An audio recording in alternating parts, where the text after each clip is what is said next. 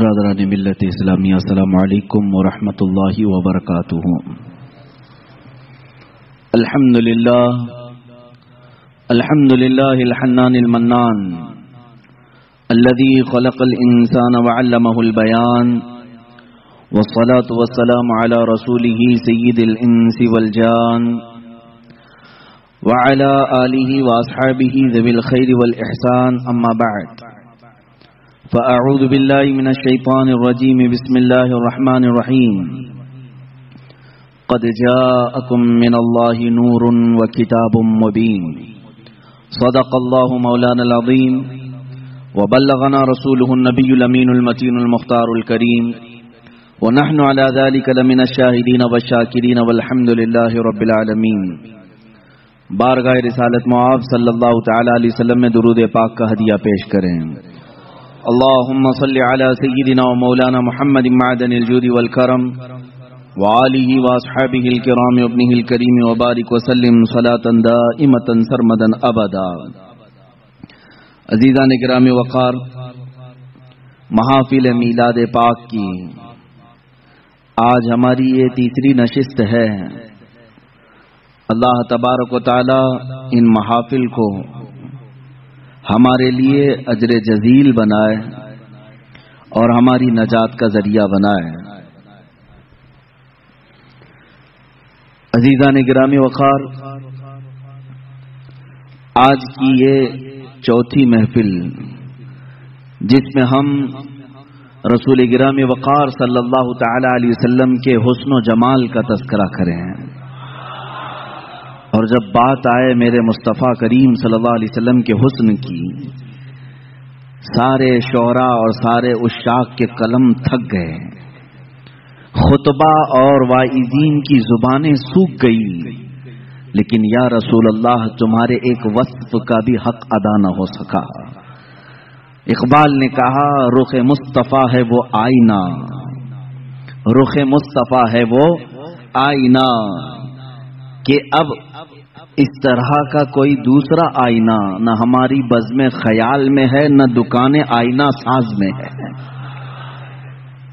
اب ایسا آئینہ نہ ہماری بزم خیال میں ہے اور نہ دکان آئینہ ساز میں، اللہ رب العزت کے کارخانے قدرت میں اس رسول کا مثل پیدا ہی نہیں ہوا۔ اور آخر مثال کیسے دیں کہ اللہ کے حبیب صلی اللہ تعالی علیہ وسلم کیسے تھے، کس چیز سے انہیں تشبیہ دیں؟ تشبیہ اس سے دی جاتی ہے جو برابر ہو۔ آپ فلاں کی طرح لگتے ہیں، آپ ان کی طرح لگتے ہیں، تھوڑی بہت شباہت ہو، مثل ہو، لیکن جب کائنات میں دوسرا ویسا حسین آیا ہی نہیں تو مثل کس کے کہیں ہیں؟ اور یہ ہم نہیں، اگر لوگ یہ سمجھیں کہ بریلوی نعت کو شعراء نے حضور پاک صلی اللہ تعالی علیہ وسلم کی شان میں ایسے قصیدے پڑھے ہیں تو آؤ میں تمہیں بارگاہ صحابہ میں لے چلوں۔ اللہ کے حبیب صلی اللہ تعالی علیہ وسلم کو ان سے زیادہ کس نے دیکھا؟ دربار رسالت میں ہمہ وقت حاضر رہنے والے صحابی رسول حسان بن ثابت رضی اللہ تعالیٰ عنہ کی زبان سے سنیں، فرماتے ہیں وَأَحْسَنُ مِنْكَ لَمْ تَرَ قَطُّ عَيْنِهِ وَأَجْمَلُ مِنْكَ لَمْ تَلِدِ النِّسَاءُ خُلِقْتَ مُبَرَّأً مِّن كُلِّ عَيْبٍ كَأَنَّكَ قَدْ خُلِقْتَ كَمَا تَشَاءُ۔ کیا کہا حسان بن ثابت نے؟ کہتے ہیں یا رسول اللہ آپ سے زیادہ حسین میری آنکھوں نے دیکھا ہی نہیں، آپ سے زیادہ حسین میری آنکھوں نے دیکھا ہی نہیں، اور آپ سے زیادہ خوبصورت کسی ماں نے جنا ہی نہیں۔ فرماتے ہیں آپ تو ہر عیب سے پاک پیدا کیے گئے یا رسول اللہ، اللہ نے آپ کو ویسے ہی بنایا جیسے کہ آپ کی مرضی و منشا رہی ہو۔ عزیزان گرامی، اگر حسان بن ثابت کی بات کریں، کوئی یہ کہے کہ انہوں نے کہاں دنیا دیکھی ہوگی، حضور کو صرف دیکھا اور تعریف کر لی، تو ہم سدرہ کے مکین کی بارگاہ میں چلتے ہیں۔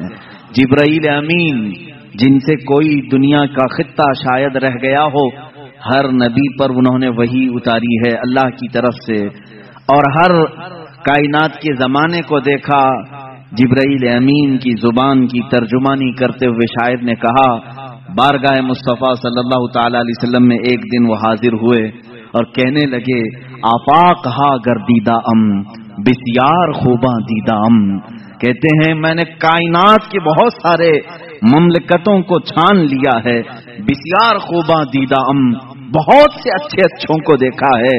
لیکن یا رسول اللہ تو چیزیں دیگری, اے اللہ کے رسول آپ ایک الگ ہی چیز ہو. آپ کے مثل نہ میں نے پہلوں میں دیکھا نہ کبھی اس زمانے میں دیکھا. یہ کون کہتا ہے؟ جبرائیل امین سدرہ کے مکین سید الملائکہ کہہ رہے ہیں. عزیزان گرامی وقار, مصطفیٰ کریم صلی اللہ تعالی علیہ وسلم کے حسن اور آپ کے جمال کو ہر سنی مسلمان کو پڑھنا بھی چاہیے, سمجھنا بھی چاہیے. کیوں؟ اس لیے کہ محبوب کا حلیہ جب نگاہوں میں آتا ہے تو وہ ہمیشہ آنکھوں میں بس جاتا ہے, اور پھر اس حسین چہرے کو تصور میں لے آؤ تو دنیا کا حسن تمہیں دھوکہ بھی نہیں دے گا, دنیا کا جمال تمہیں پھر اپنی طرف فریفتہ نہیں کرے گا. جس کی نگاہوں میں جمال مصطفیٰ آئے دنیا کا حسن اسے ورغلا نہیں سکتا. یہ تو ہماری کمزرفی ہے, یہ ہماری طرف سے کوتاہی و سستی ہے کہ ہم نے رخ مصطفیٰ کو پڑھا نہیں. صحابہ نے من عن تصویر مصطفیٰ کتابوں میں لکھ دیا ہے. یا اور بات ہے کہ تصویر حضور اکرم صلی اللہ تعالی علیہ وسلم کی نہیں بنائی گئی, لیکن خد و خال پورے صحابہ نے اس طرح سے لکھ دیے کہ آج بھی اگر تم تنہائی میں بیٹھ کر کے ان خد و خال کی تصوراتی زندگی میں جاؤ گے, میرا یقین ہے کہ تمہیں دیدار مصطفیٰ نصیب ہوگا. اللہ کے حبیب صلی اللہ تعالی علیہ وسلم کی وہ تصویر تمہارے ذہن میں چھپ جائے گی. آج ہمارا عنوان سخن یہی ہے, بارگاہ مصطفیٰ صلی اللہ تعالی علیہ وسلم کے حسن و جمال, آپ کے خد و خال, آپ کا قد و قامت, آپ کا حلیہ مبارکہ. اس لیے کہ ہر مسلمان کو یہ جاننا بھی ضروری ہے کہ میرے نبی دکھتے کیسے تھے, وہ چلتے کیسے تھے, حضور پاک بات کرتے تو کیسے بات کرتے تھے, بیٹھتے تو کیسے بیٹھتے. اس لیے کہ خالی صرف ہمیں کہانیاں اور گیت سنانے کے لیے نہیں, قرآن نے حکم دیا ہے کہ رسول کی زندگی میں تمہارے لیے نمونہ عمل ہے.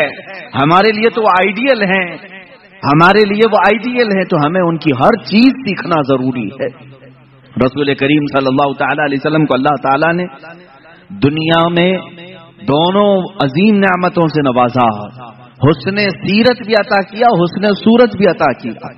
سیرت میں آپ کا مثل کوئی نہیں جو کل آپ نے سماعت کیا, اور صورت میں بھی آپ کے مثل کوئی نہیں. اللہ کے حبیب صلی اللہ تعالی علیہ وسلم کے مثل صورت کسی کی نہیں.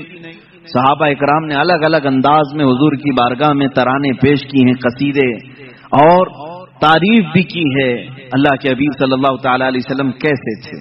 لیکن ایک بات یاد رکھیں, حضور اکرم صلی اللہ تعالی علیہ وسلم کی جو خوبصورتی تھی وہ مثل آئینہ ہے.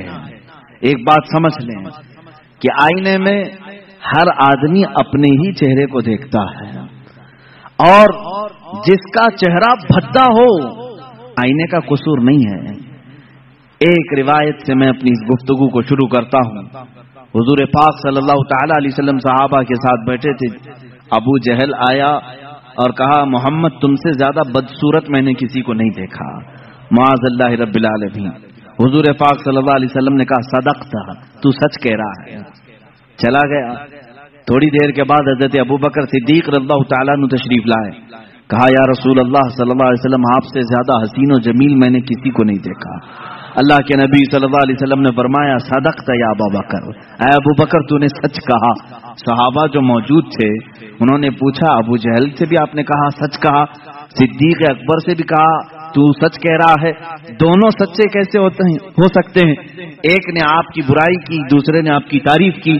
اللہ کے حبیب صلی اللہ علیہ وسلم نے فرمایا اے میرے صحابہ, در حقیقت میرا رخ انور آئینے کی مثل ہے, جو مجھے دیکھتا ہے وہ اپنی سیرت کو دیکھتا ہے.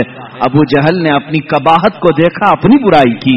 صدیق نے اپنی خوشحالی کو دیکھا, اپنی خوبصورتی کو دیکھا اور میری تعریف کی.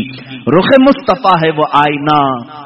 حضور پاک صلی اللہ تعالی علیہ وسلم کے جمال جہاں آرا اس کو اگر میں تصور میں لاؤں تو آج بڑے ادب و احترام کے ساتھ میں آپ سے گزارش کروں گا کہ نوجوانوں دل سنبھال کر, ہوش و حواس کو سنبھال کر میرے مصطفیٰ صلی اللہ تعالی علیہ وسلم کے قد و قامت حلیہ اور حسن و جمال کو مکمل اپنے دل میں نقش کرنے کے عزم کے ساتھ بیٹھو، اس امید کے ساتھ بار الہا آج کی محفل ختم ہو، میں تصور میں آنکھیں بند کروں اور تیرے حبیب کا مجھے دیدار ہو جائے، اور انشاءاللہ جس کی تڑپ جتنی ہوتی ہے اتنی ہی جلدی اس سے زیارت بھی ہوتی ہے، کیونکہ میرے آقا صلی اللہ علیہ وسلم نے فرمایا ابغونی فی ضعفائکم، مجھے تم اپنے کمزور لوگوں میں، ٹوٹے ہوئے دلوں میں ڈھونڈا کرو، اس لیے کہ وہاں محمد صلی اللہ علیہ وسلم تشریف لاتے ہیں۔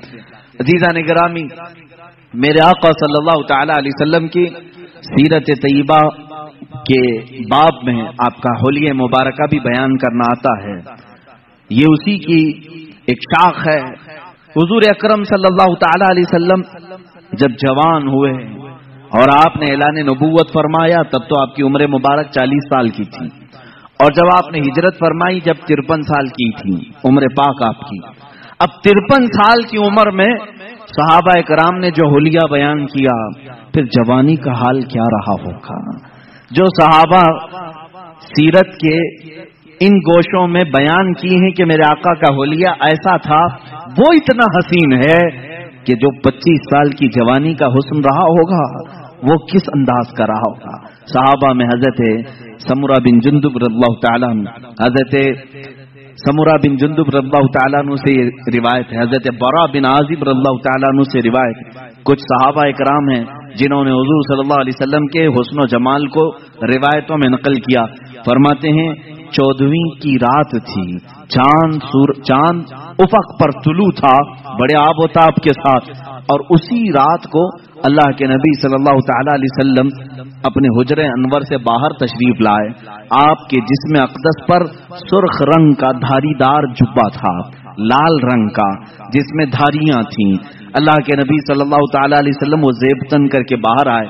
صحابہ میں سے کہتے ہیں ہم ایک بار چاند کو دیکھتے، پھر ایک بار رسول پاک کو دیکھتے، ایک بار چاند کو دیکھتے پھر حضور کو دیکھتے، اخیر میں ہمارے دل و دماغ نے کہا چاند تو پھیکا پڑ گیا میرے روح محمدی صلی اللہ علیہ وسلم پر۔ میرے آقا صلی اللہ تعالی علیہ وسلم کے جسم اقدس کے سامنے چاند پھیکا لگتا تھا، اور حضور کا حسن وہ بھی سرخ دھاری دار جبے کے اندر، وہ کہتے ہیں ایسا لگتا تھا کہ پورے گلشن میں ایک گلاب کھلا ہوا ہے۔ اور اعلیٰ حضرت رضی اللہ تعالیٰ عنہ نے تو یوں فرمایا ہے کہ گلاب گلشن میں دیکھے ہیں لوگ، گلاب گلشن میں، لیکن مصطفیٰ کریم صلی اللہ تعالی علیہ وسلم کا حسن تو ایسا تھا کہ ایک گلاب میں سارا گلشن کھلا ہوا تھا، سارا گلشن کھلا ہوا تھا۔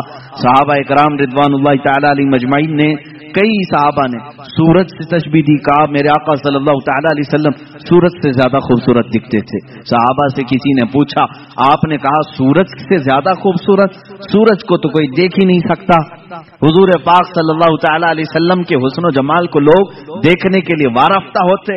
اس صحابی نے کہا میں نے وہ دوپہر والا سورج نہیں کہا، وہ چاشت والا سورج کہا ہے، جس کو دیکھنے سے ہڈیوں میں بھی طاقت آتی ہے، جس کی روشنی سے بدن میں بھی قوت آتی ہے، اس کو ضحا کہتے ہیں۔ قرآن پاک میں بھی والضحا واللیل اذا سجا، قرآن میں جو آیتیں آئی ہیں ضحا کہتے ہیں ناشتے کے وقت جو سورج نکلا رہتا ہے 8 بجے سے لے کر 9 بجے کے بیچ، جس کی ہلکی ہلکی سی روشنی تمہارے جسم پر ابھی ابھی گرماہٹ پیدا کرتی ہے، اور اس وقت سورج کی ٹکیا پر تمہاری نگاہیں بھی ٹکتی ہیں، اس سورج کو کہتے ہیں ضحا۔ چاشت کے وقت والا سورج جو پوری کرنیں دنیا میں پھیلا چکا ہوتا ہے، اور اللہ رب العزت نے خود رخ مصطفیٰ کو وہ صبح کے سورج سے تشبیہ دی ہے۔ عزیزان گرامی، اب یہاں تشبیہات بہت ساری ہیں، صحابہ کرام نے الگ الگ تشبیہیں دی۔ بعض صحابہ نے کہا وہ 14ویں کا چاند جب چمکتا تھا حضور اکرم صلی اللہ تعالی علیہ وسلم کے حسن کے آگے وہ پھیکا تھا، اور بعض صحابہ نے کہا سورج کے مثل، لیکن ایک شاعر نے کہا ہے چاند سے تشبیہ دینا یہ بھی کیا انصاف ہے، چاند سے تشبیہ دینا یہ بھی کیا انصاف ہے، چاند میں تو داغ ہے حضرت کا چہرہ صاف ہے۔ یہ شاعر نے کہا چاند میں تو کبھی ہم 14ویں کو دیکھ کے چاند کو دیکھتے ہیں اس میں داغ نظر آتے ہیں، اور شاعر نے کہا چاند سے تشبیہ دینا یہ بھی کیا انصاف ہے، چاند میں تو داغ ہے حضرت کا چہرہ صاف ہے۔ میرے آقا صلی اللہ تعالی علیہ وسلم کے رخ انور پر ایک دھبا بھی نہیں تھا، کبھی ایک کوئی اس طرح کی پھنسی نہیں آئی جس سے لوگ قباحت کر سکتے ہوں، کراہت کر سکتے ہوں۔ اب جس میں اطہر کا جو حلیہ سیرت میں بیان کیا گیا ہے وہ توجہ سے سنیں۔ اللہ کے حبیب صلی اللہ تعالی علیہ وسلم قد و قامت میں نہ بہت زیادہ لمبے تھے اور نہ پست قد تھے، درمیانی قد، لیکن وہ بھی اس کمال کا کہ اگر 1000 کے مجمع میں ہوں تو سب سے بلند میرے آقا نظر آتے تھے۔ یہ قد و قامت، صحابہ نے فرمایا وہ بہت زیادہ لمبے نہیں تھے، بہت زیادہ پست قد بھی نہیں تھے، درمیانی قد، لیکن 1,00,000 صحابہ کے درمیان بھی ہوتے حضور کا چہرہ سب سے نمایاں نظر آتا اور سب سے بلند نظر آتا۔ یہ تو میرے آقا کا معجزہ بھی تھا۔ قد و قامت کے متعلق صحابہ نے یہ فرمایا، اور اس کے بعد صحابہ نے ام المومنین عائشہ صدیقہ رضی اللہ تعالیٰ، ام سلمہ رضی اللہ تعالیٰ، یہ وہ صحابہ اور صحابیات اور ازواج کی تذکرے میں کر رہا ہوں جنہوں نے میرے آقا صلی اللہ تعالی علیہ وسلم کے ساتھ اپنی زندگی کے لمحات بتائے ہیں اور صحبت پائی ہے، انہوں نے تاریخ میں حضور کا حلیہ رقم کیا ہے۔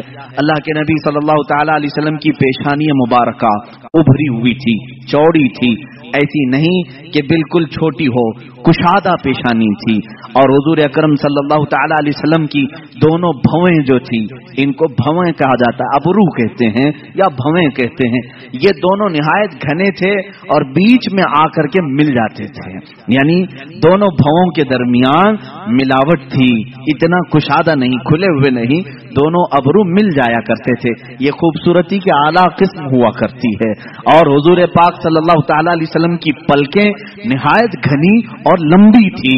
حضور پاک صلی اللہ تعالی علیہ وسلم آنکھ بند کرتے تو نظر آتا، آنکھ کھولتے تو نظر آتا، بلکہ بعض صحابہ کہتے ہیں ایسا لگتا دن ہو رہا ہے رات ہو رہی ہے، دن ہو رہا ہے رات ہو رہی ہے۔ آنکھوں میں یہ جو پلکیں تھی کافی گھنی تھی، اور حضور اکرم صلی اللہ تعالی علیہ وسلم کی بینی مبارکہ یعنی ناک شریف، حضور اکرم صلی اللہ علیہ وسلم کی نہایت ہی کھڑی ناک تھی، سیدھی بالکل، ایسی نہیں کہ چوڑے ہوں یا نتنے نظر آتے ہوں، لیکن کھڑی ناک تھی، ایسے لگتا تھا کہ جیسے بالکل کسی نے چاندی سے تراش کر کے رکھا ہو۔ یہ بھی صحابہ نے کہا حضور کا جسم ناز ایسا لگتا تھا جیسے کسی نے چاندی میں ڈھال کر کے اتارا ہے، اور یہ بینی مبارکہ تھی، اور حضور اکرم صلی اللہ تعالی علیہ وسلم کے رخسار مبارک حضرت عائشہ صدیقہ فرماتی ہیں نہ بہت زیادہ ابھرے ہوئے تھے نہ بہت زیادہ چپکے ہوئے تھے، ہموار تھے، لیکن جب حضور مسکراتے تھے تو اس میں انار کی سرخی آتی تھی، اور جب ناراض ہوتے غصہ ہوتے تو اس میں لال پن نظر آتا تھا۔ صحابہ اس سے محسوس کر لیتے حضور پاک صلی اللہ تعالی علیہ وسلم کے رخسار پاک، یہاں تک کہ ایک صحابی نے کہا حضور گورے رنگت کے تھے، لیکن گورے کا مطلب چونے جیسی سفیدی نہیں، بلکہ کہتے ہیں ایسے گورے جس کو کہتے ہیں گلابی رنگت ہو۔ حضور پاک صلی اللہ تعالی علیہ وسلم گلابی مائل تھے خوبصورتی میں، پیشانی ابھری ہوئی چوڑی، رخسار ہموار، بینی ناک مبارکہ نہایت ہی سیدھی اور کھڑی ہوئی، اور لبہائے ناز اللہ اللہ۔ صحابہ کہتے ہیں حضور پاک صلی اللہ تعالی علیہ وسلم کے ہونٹ نہایت ہی سرخ تھے، ایسا لگتا تھا جیسے کسی نے کلی کیا ہوا ہو، اس کو ایسے تراشا گیا ہو۔ جب میرے آقا صلی اللہ تعالی علیہ وسلم مسکراتے تھے تو لوگوں صحابہ نے بیان کیا اس میں ایک دھار بھی نظر نہیں آتی تھی، جیسے بچوں کے ہونٹ لب نرم و نازک ہوتے ہیں، یہ ہمارے بچوں کے جوان ہوتے ہوتے ہونٹ سخت ہو سکتے ہیں، بڑھاپے میں ہونٹ لٹک سکتے ہیں، لیکن صحابہ جس عمر کی یہ حالت بیان کر رہے ہیں یہ حضور کے 53 سالہ عمر کی بات ہے۔ 53 سالہ عمر کے وقت حضور کے لبہائے ناز نہایت ہی نرم اور بہت ہی دلگداز تھے۔ حضور جب مسکراتے تھے تو یہ ہونٹ پھیل جاتے تھے اور اس میں سرخی نظر آتی تھی، اور رسول کریم صلی اللہ تعالی علیہ وسلم کی ذقن مبارک یعنی ٹھوڈی شریف یہ بالکل ہی مثلث نما، یعنی ایسے نہیں کہ جس کو عیب دار سمجھا جائے، اور داڑھی شریف اتنی گھنی تھی، حضور پاک صلی اللہ تعالی علیہ وسلم کی داڑھی نہایت گھنی، اور بال شریف بہت سیدھے بھی نہیں، بہت گھنگرو بھی نہیں، لیکن تھوڑے سے گھنگریالو تھے، اور سر مبارک سے جو بال تھے صحابہ کرام فرماتے ہیں کہ پیشانی سے لٹک کر کانوں کی لو تک آتے تھے، جو زلفیں تھی حضور پاک صلی اللہ علیہ وسلم کی، اور کبھی کندھوں تک آ جاتے تھے، لیکن ان زلفوں میں بل کھائے ہوئے تھے، یعنی ہلکے ہلکی سے گھنگریالو تھے۔ اور رسول کریم صلی اللہ تعالی علیہ وسلم کے کانوں سے جب یہ گھنے بال کندھوں تک لٹکتے تھے، ماں عائشہ صدیقہ فرماتی ہیں کالے بال، نہایت کالے بال جب وہ دونوں کندھوں تک لٹکتے تھے، اور ان بالوں کے بیچ میں دونوں کان ایسے لگتے جیسے تارے رات میں کھلے ہوئے ہوں، دو بڑے ستارے ان گھنے بالوں کے درمیان کھلے ہوئے ہوں۔ صحابہ کہتے ہیں اسی طرح سے نظر آتے تھے، کیونکہ کانوں میں بالکل سفیدی تھی، بہت ہی روشنی تھی، اور بال نہایت ہی رنگ کالے، اور ان کالی رنگت میں جب وہ سفید رنگ کے کان ہوں یقیناً وہ خوبصورت ہوں گے، یقیناً وہ تارے سے زیادہ خوبصورت لگتے ہوں گے۔ اب گردن مبارک جو تھی صحابہ کہتے ہیں سراہی نما تھی، ایسے جیسے کہ حضور اکرم صلی اللہ علیہ وسلم پانی پی رہے ہوں تو صحابہ کو یہ تک نظر آتا تھا کہ پانی اتر رہا ہے، جیسے شیشے کے اندر سراہی میں پانی ڈالا جائے۔ اور ایک صحابی بیان کرتے ہیں حضور پاک صلی اللہ تعالی علیہ وسلم سے جس نے مصافحہ کیا، وہ ہتھیلیاں اتنی نرم و گداز تھی، کہتے ہیں دنیا کے کسی ریشم میں اتنی نرم و گدازت نہیں ہوتی، اتنی لطافت نہیں ہوتی، اتنی لطافت، اور وہ بھی کس عمر کی بات؟ 53 سالہ عمر کی بات ہے۔ ہاتھ جوان ہوتے ہوتے سخت ہونے لگتے ہیں، بچوں کے تو ہم سمجھ لیں گے کہ نرم ہوں گے، لیکن جوانی میں ہاتھ چھوتے ہوئے محنت کرتے ہوئے سخت ہو سکتے ہیں۔ صحابہ نے جو حلیہ بیان کیا ہے یہ رسول کریم صلی اللہ علیہ وسلم کے 53 سال کے بعد کا حلیہ ہے، اور اتنے نرم کہ جو ایک مرتبہ مصافحہ کرے اس کو ایسا لگتا کہ میں نے اپنے ہاتھ کسی دیباجے میں، کسی ریشم کی کان میں رکھ دیا ہے۔ اور جن صحابہ نے حضور صلی اللہ تعالی علیہ وسلم کے بازوئے مبارکہ پکڑے ہیں وہ کہتے ہیں ایسا لگتا تھا جیسے کسی نرم روئی کو ہم نے پکڑا ہے، لیکن اس کی طاقت کا اندازہ کس کو ہے؟ اس کی طاقت کا اندازہ کس کو ہے؟ عزیزان گرامی، رسول کریم صلی اللہ تعالی علیہ وسلم کے بازوئے مبارکہ بھی صحابہ نے لکھے۔ اتنا قربان جاؤ صحابہ کے عشق پر کہ کسی اور کا حلیہ ایسا لکھا ہی نہیں ہوگا پوری دنیا میں کہ صحابہ نے جس طرح سے بیان کیا ہے، حتیٰ کہ پوری 63 سالہ عمر پاک آئی میرے آقا کی، صحابہ کہتے ہیں حضور صلی اللہ علیہ وسلم کے پورے بال کالے ہی رہے، داڑھی مبارکہ کالی رہی، ان پورے داڑھی اور سر کے بالوں میں صحابہ کہتے ہیں 14 بال سفید آئے تھے۔ کتنے؟ 14 بال سفید آئے تھے۔ اللہ اللہ، صحابہ کا یہ عشق تھا، وہ حضور پاک کے سفید بال تک گن کر کے رکھتے تھے۔ وہ صحابہ جانثار تھے، ہر عضو کو، ہر ادا کو انہوں نے تحریر میں لایا ہے۔ اللہ کے نبی صلی اللہ تعالی علیہ وسلم کی اس صورت مبارکہ میں جو باتیں میں نے عرض کی، گردن سراہی نما، ماں عائشہ صدیقہ فرماتی ہیں شکم پاک کیسا تھا؟ کہتی ہیں سینہ جس طرح سے تھا اتنا ہی پیٹ مبارک بھی تھا، شکم نہ سینے سے باہر آیا ہوا تھا۔ اور سینہ کیسا تھا؟ وہ کہتے ہیں نہایت ہی مضبوط، بالکل سیدھا اور کافی کشادہ سینہ تھا۔ رسول کریم صلی اللہ تعالی علیہ وسلم کا سینہ کافی کشادہ، اور پیٹ مبارکہ سینے سے باہر آیا ہوا نہیں تھا، بالکل سینے کے برابر تھا۔ اور ماں عائشہ صدیقہ رضی اللہ تعالی عنہا نے اب قدمہائے ناز کو بھی بتایا ہے۔ اللہ اللہ، رسول کریم صلی اللہ تعالی علیہ وسلم کے پیر مبارک اس قدر حسین و جمیل تھے، کہتے ہیں کہ ان کے پیروں کے اندر ایک عجیب تاثیر یہ تھی کہ وہ پتھر پر رکھتے تھے تو نشان آ جاتا تھا، تھے اتنے نرم و نازک کہ اگر ہم ہاتھ میں لے لیں تو روئی کا سا احساس ہو، لیکن جب وہ سخت پتھر پر میرے آقا قدم رکھتے تو پتھر نرم ہوتا اور نقشے رسول پاک، قدم رسول پاک کو اپنے سینے میں لے لیتا۔ رسول کریم صلی اللہ تعالی علیہ وسلم کے کف پا، حضور پاک کے قدم پاک کے نقش کو بہت ساری جگہوں پر محفوظ کیا گیا، آج بھی پتھروں پر حضور کا نقش پا ملتا ہے۔ اللہ کے حبیب صلی اللہ تعالی علیہ وسلم کے قدمہائے ناز ہیں، رسول کریم صلی اللہ تعالی علیہ وسلم کے دندان مبارک، دانت مبارک، حضرت عائشہ فرماتی ہے ہر دانت سے الگ نور نکلتا تھا، ہر دانت سے الگ نور نکلتا تھا۔ ایک مرتبہ عائشہ صدیقہ رضی اللہ تعالیٰ عنہ فرماتی ہیں میں گھر میں بیٹھی اپنے کپڑا سی رہی تھی اور اندھیرا تھا، میں اندھیرے میں ہی کپڑا سل رہی تھی، اسی اسنا میں رسول کریم صلی اللہ تعالی علیہ وسلم میرے حجرے کے قریب آئے، میں نے کپڑا سمیٹنا چاہا، سوئی میرے ہاتھ سے گر گئی۔ حجرے میں سوئی کہاں نظر آئے؟ اندھیرے میں۔ اللہ کے حبیب صلی اللہ تعالی علیہ وسلم حجرے میں داخل ہوئے اور پیار سے حضرت عائشہ کو حمیرہ کہا جاتا تھا، یا حمیرہ، اے حمیرہ کس چیز کی تلاش میں ہو؟ حضور پاک نے مسکرایا، جب مسکراتے تھے تو 4 دندان مبارکہ حضور کے نظر آتے تھے۔ حضرت عائشہ فرماتی ہیں ان دانتوں سے اتنی روشنی نکلی کہ میری گمشدہ سوئی مجھے مل گئی۔ 4 دندان مبارکہ کی روشنی سے حجرے میں اتنی روشنی آئی تھی کہ حضرت عائشہ فرماتی ہے میری گمی ہوئی سوئی مجھے واپس مل گئی۔ رسول کریم صلی اللہ تعالی علیہ وسلم کی زبان مبارکہ، دندان مبارکہ، گردن مبارک، رخسار مبارک، لبہائے ناز، آنکھیں حضور اکرم صلی اللہ تعالی علیہ وسلم کی کیسی تھی؟ حضرت سمرہ بن جندب رضی اللہ تعالیٰ، برا بن عازب رضی اللہ تعالیٰ، خود ماں عائشہ صدیقہ رضی اللہ تعالیٰ عنہ فرماتی ہیں اللہ کے نبی صلی اللہ تعالی علیہ وسلم کی آنکھیں کافی کشادہ، بڑی بڑی آنکھیں تھی، اتنی بڑی بھی نہیں کہ دیکھنے والے کو عیب لگے، بہت چھوٹی بھی نہیں پتلی، لیکن اس کو بڑی آنکھیں کہا جاتا ہے۔ جس کی بڑی آنکھیں ہوتی ہیں وہ خوبصورتی کی ایک قسم ہوتی ہے، بڑی آنکھیں ہونا خوبصورتی کی ایک قسم ہے۔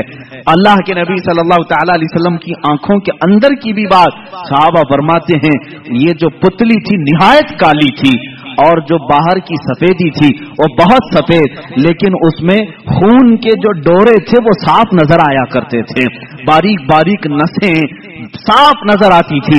صحابہ نے کیا کیا دیکھا ہے اور کیا کیا نقش کر کے رکھا ہے، میرے عزیزو غالباً بعد میں آنے والے ہم غلاموں کے لیے ہی انہوں نے لکھا ہوگا، اسی لیے انہوں نے بتایا ہوگا اے نادان جب کبھی تیرا دل پریشان ہو جائے، گھبرا جائے، اس حلیے پاک کو ایک بار پڑھ لینا، پھر آنکھیں بند کر لینا، ساری تھکان دور ہو جائے گی، ساری تھکان دور ہو جائے۔ رسول کریم صلی اللہ تعالی علیہ وسلم کا حلیہ پاک جیسے ہی تصور میں آ جائے گا ہر چیز تم دنیا کی بھول جاؤ گے۔ اب یہ رسول کریم صلی اللہ تعالی علیہ وسلم کے قدمہائے ناز سے لے کر سر مبارک تک کی یہ صحابہ نے بیان کیا ہے۔ عزیزان گرامی، اب عشاقان مصطفیٰ کی بارگاہ میں آتے ہیں۔ ان تمام چیزوں کو بعض نے اپنے نثر میں لکھا ہے، بعض نے اپنے اشعار میں لکھا ہے۔ امام بوصیری رضی اللہ تعالیٰ عنہ قصیدہ بردہ شریف میں میرے آقا صلی اللہ تعالی علیہ وسلم کے خد و خال کو پورے طور پر اپنے قصیدے میں لکھا ہے فجوہر الحسنی غیر منقسمی، یہ ایسا جوہر ہے جس کو منقسم نہیں کیا جا سکتا۔ اور حضور اکرم صلی اللہ تعالی علیہ وسلم کے تمام اعضاء مبارکہ کو اگر پڑھنا ہو امام عشق و محبت اعلیٰ حضرت فاضل بریلوی رضی اللہ تعالیٰ عنہ کے صلاۃ و سلام، مشہور زمانہ سلام، مصطفیٰ جان رحمت پہ لاکھوں سلام، شمع بزم ہدایت پہ لاکھوں سلام، اس میں جتنے اشعار آئے ہیں اس میں اعلیٰ حضرت نے حضور پاک صلی اللہ تعالی علیہ وسلم کے حلیے پاک کا بھی پورا نقشہ سلام میں پیش کر دیا ہے۔ یہ سلام بارگاہ رسالت میں مقبول سلام ہے، مقبول سلام ہے، اس لیے کہ فاضل بریلوی رحمت اللہ تعالی علیہ حضور پاک صلی اللہ تعالی علیہ وسلم کے ایک ایک عضو کا تذکرہ کرتے ہیں اور اس پر سلام بھیجتے ہیں۔ حضور کی پوری ذات پر تو سلام ہے ہی ہے، لیکن حضور کے ہر عضو پر سلام ہے۔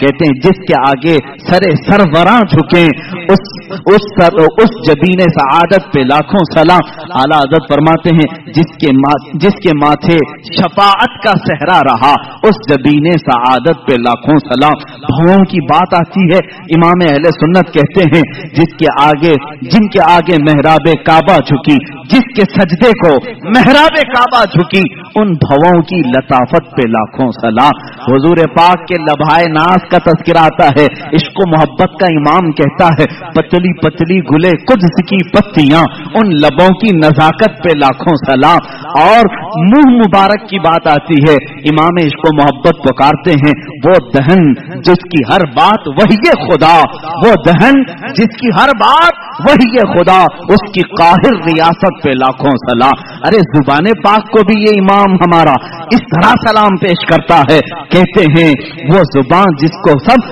کن کی کنجی کہیں، اس کی نافذ حکومت پہ لاکھوں سلام۔ کان مبارک پر بھی سلام بھیجا، کہا دور و نزدیک کے سننے والے وہ کان لالے کرامت پہ لاکھوں سلام۔ ہاتھوں پر بھی سلام بھیجا، ہاتھ جس سمت اٹھا غنی کر دیا، موج بحر سماحت پہ لاکھوں سلام۔ ارے شکم ناز پر بھی بریلی کے امام نے سلام بھیجا، کہا کل جہاں ملک اور جو کی روٹی غذا، اس شکم کی قناعت پہ لاکھوں سلام۔ میرے آقا کے قدمہائے ناز پر بھی سلام بھیجا، کہا کھائی قرآن خاکے گزر کی قسم، کھائی قرآن خاکے گزر کی قسم، اس کفے پاک کی حرمت پہ لاکھوں سلام۔ میرے اعلیٰ حضرت میرے آقا صلی اللہ تعالی علیہ وسلم کے ہر عضو ناک پر سلام بھیجا ہے، اسی لیے یہ سلام مقبول بارگاہ انعام ہے۔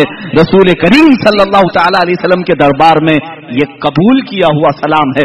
عزیزان گرامی اوقات، مصطفیٰ کریم صلی اللہ تعالی علیہ وسلم کے حلیے ناز کی ظاہری صورت میں نے آپ کے سامنے بتائی، ان کی باطنی جو صورت ہے اللہ اس پر بڑی لمبی گفتگو ہوگی۔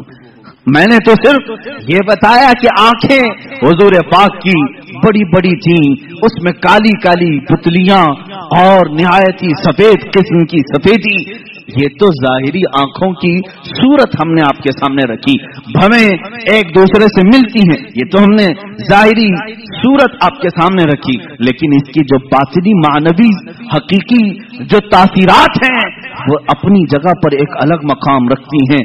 آنکھیں صرف وہ نہیں کہ بڑی ہو جائیں خوبصورت ہیں، بلکہ احادیث میں کہا ہے یہ آنکھیں خوبصورت تو تھی ہی، لیکن دیکھتی کیا کیا تھی؟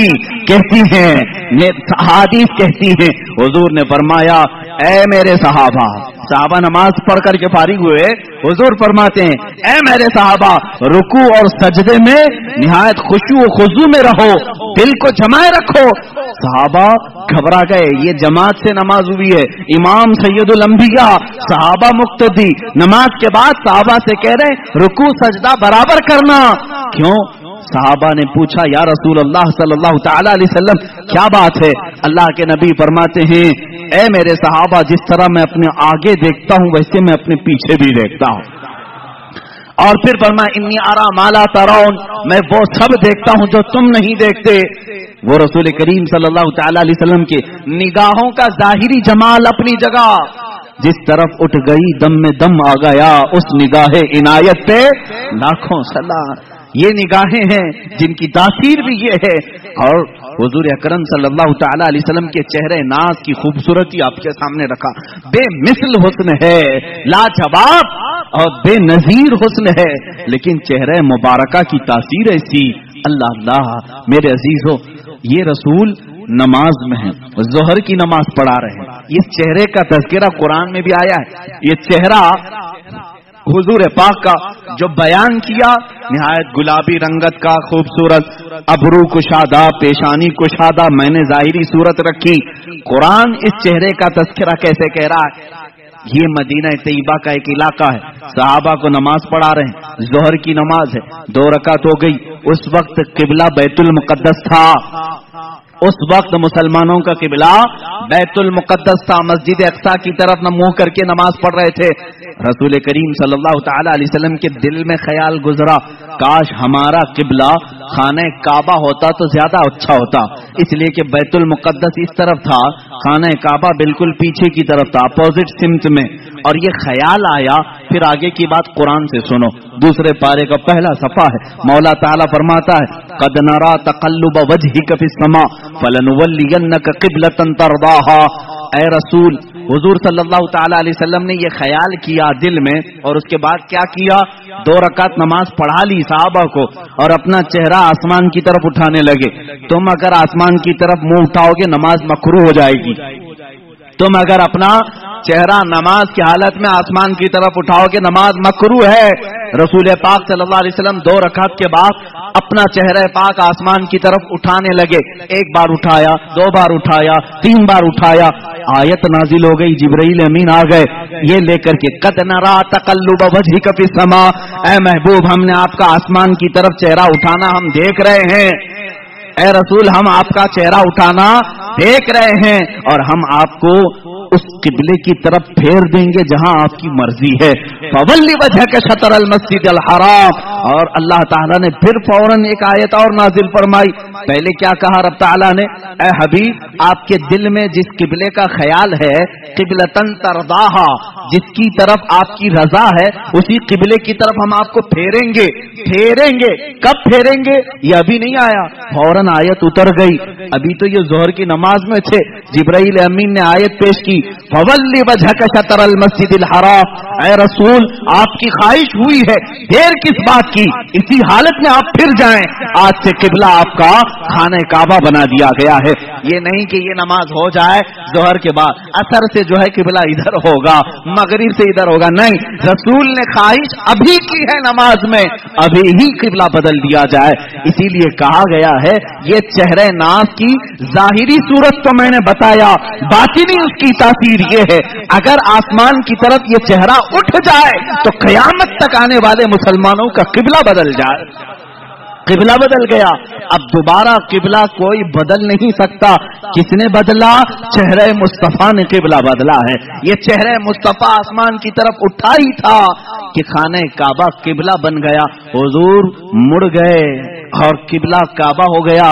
پھر یہ 2 رکعت کعبے کی طرف منہ کر کے پڑی گئی. عزیزان گرامی, اس چہرہ ناز کی یہ حقیقی جو تاثیر ہے وہ میں عرض کر رہا ہوں. ایک ظاہری حسن و جمال ہے, ایک باطنی حسن و جمال ہے. دونوں جمال کے ساتھ میرے آقا صلی اللہ تعالی علیہ وسلم اس دنیا میں. اب یہاں میں اگر بتا دوں, ایک صحابی کہتے ہیں حضور صلی اللہ تعالی علیہ وسلم کا جو حقیقی حسن و جمال تھا وہ تو کسی نے دیکھا ہی نہیں, کسی نے دیکھا نہیں.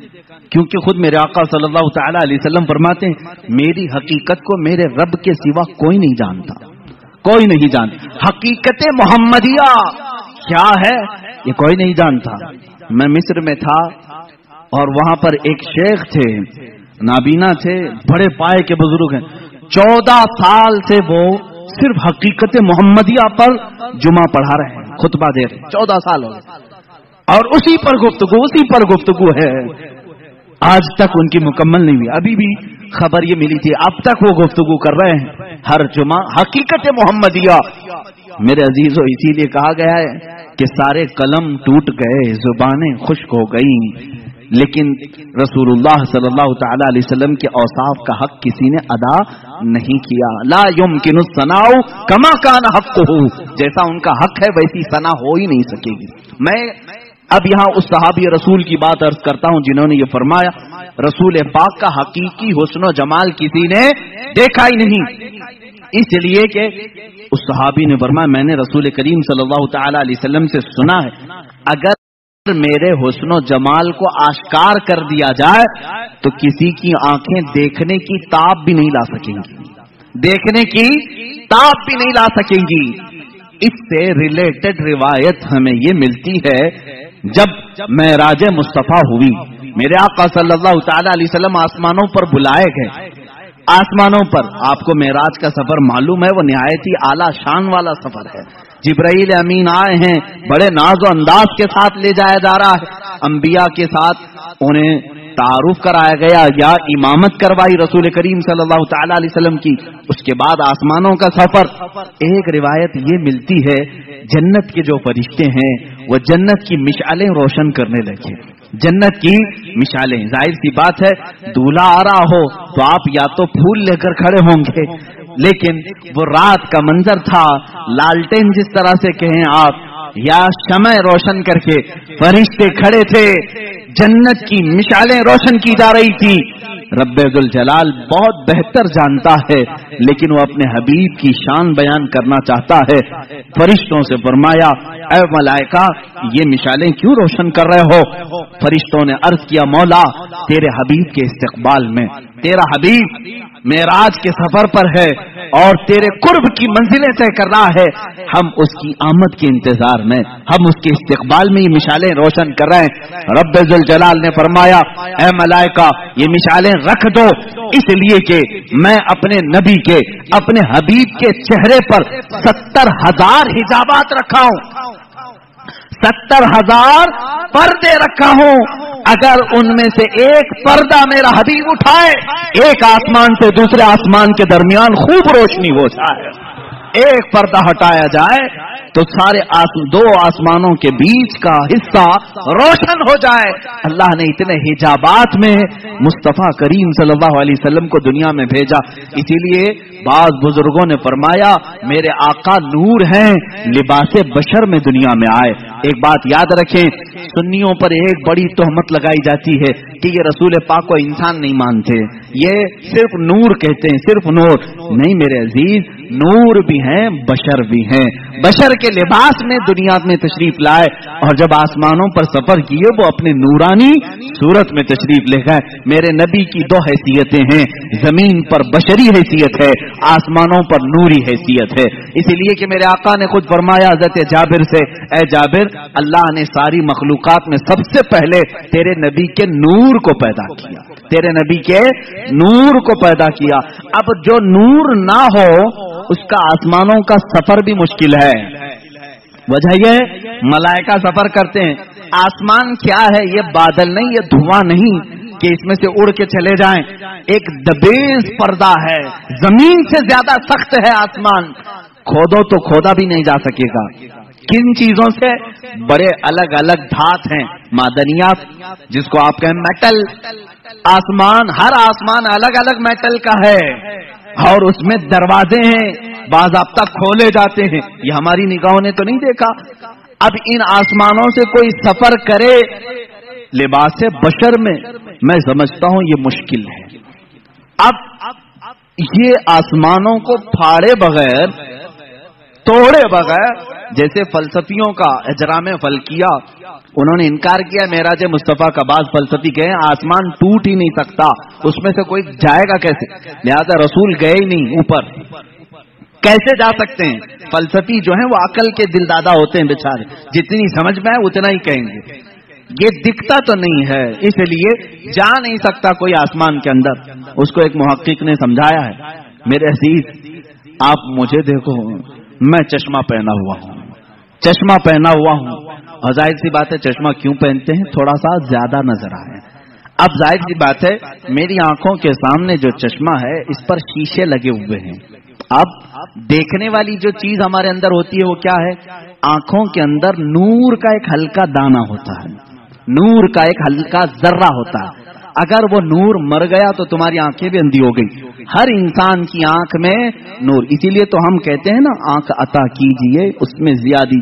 और आंखों का नूर, नूर क्यों कहा जाता है, हर आंख के अंदर नूर का एक जर्रा है और वही देखने के काबिल भी होता है।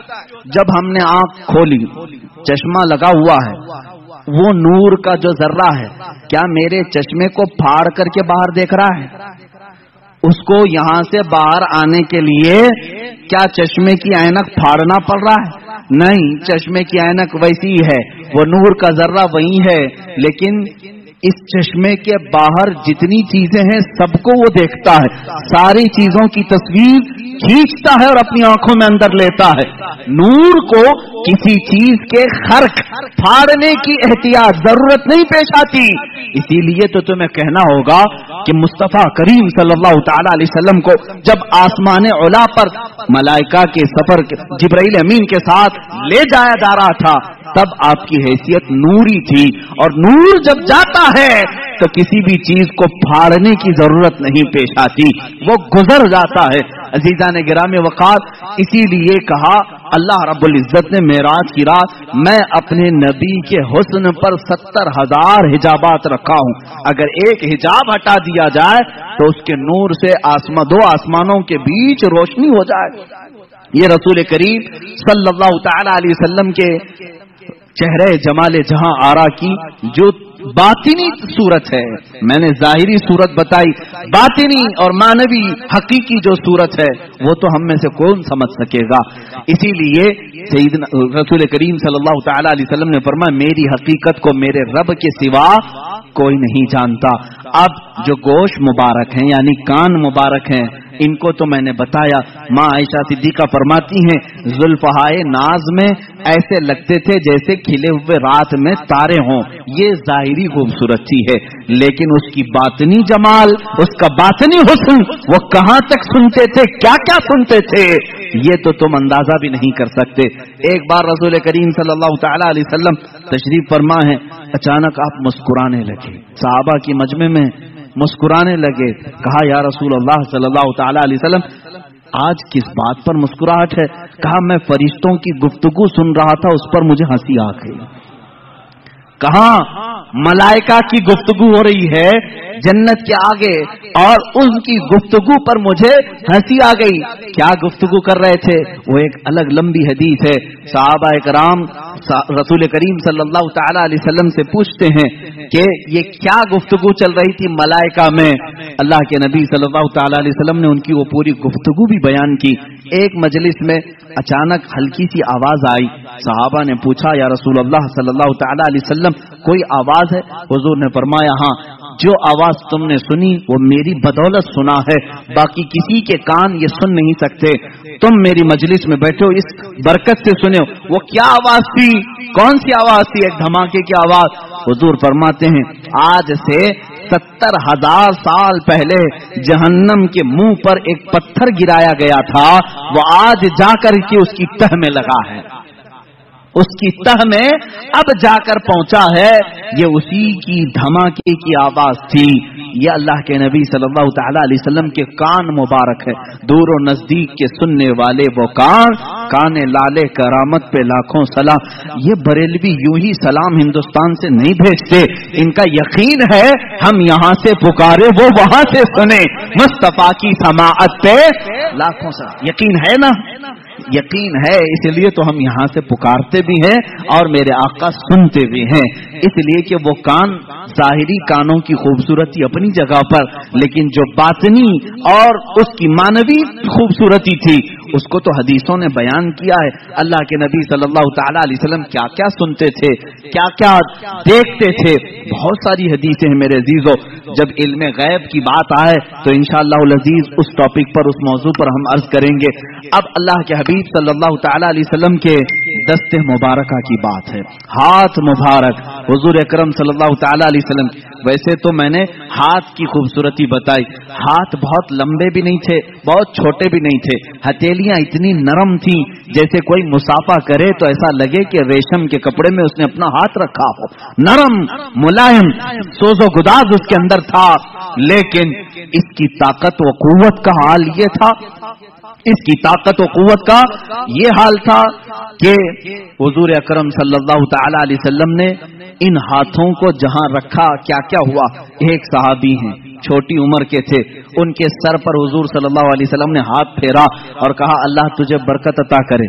ان کی عمر 94 سال کی ہوئی، 94 سال کی، اور ان کے پورے سر میں ایک بال بھی سفید نہیں تھا. ایک بال حضور کا دستے میں، باقی داڑھی سفید، منہ سفید، بھویں سفید، بال چہرے سر کے ایک بھی سفید نہیں، اسی لیے کہ دستے مبارکہ میرے آقا نے اس پر رکھا تھا. اور اتنا ہی نہیں، یہ دستے مبارکہ کی تاثیر حقیقی جو باطنی خوبصورتی ہے.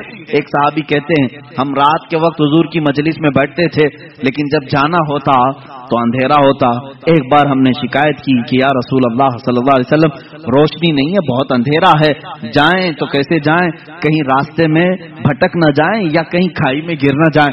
رسول کریم صلی اللہ تعالی علیہ وسلم نے فرمایا قریب کوئی لکڑی پڑی ہے لیتے آؤ. قریب ایک لکڑی پڑی ہوئی تھی، صحابہ نے پیش کر دیا.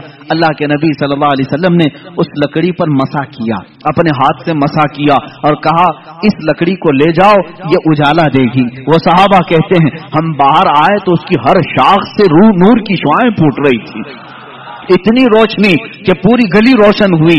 اب وہ 3 صحابہ تھے، کہتے ایک موڑ پر ہمیں راستہ بدلنا تھا، ایک کو ادھر جانا تھا، ایک کو ادھر، ایک کو ادھر، اب کیا کریں؟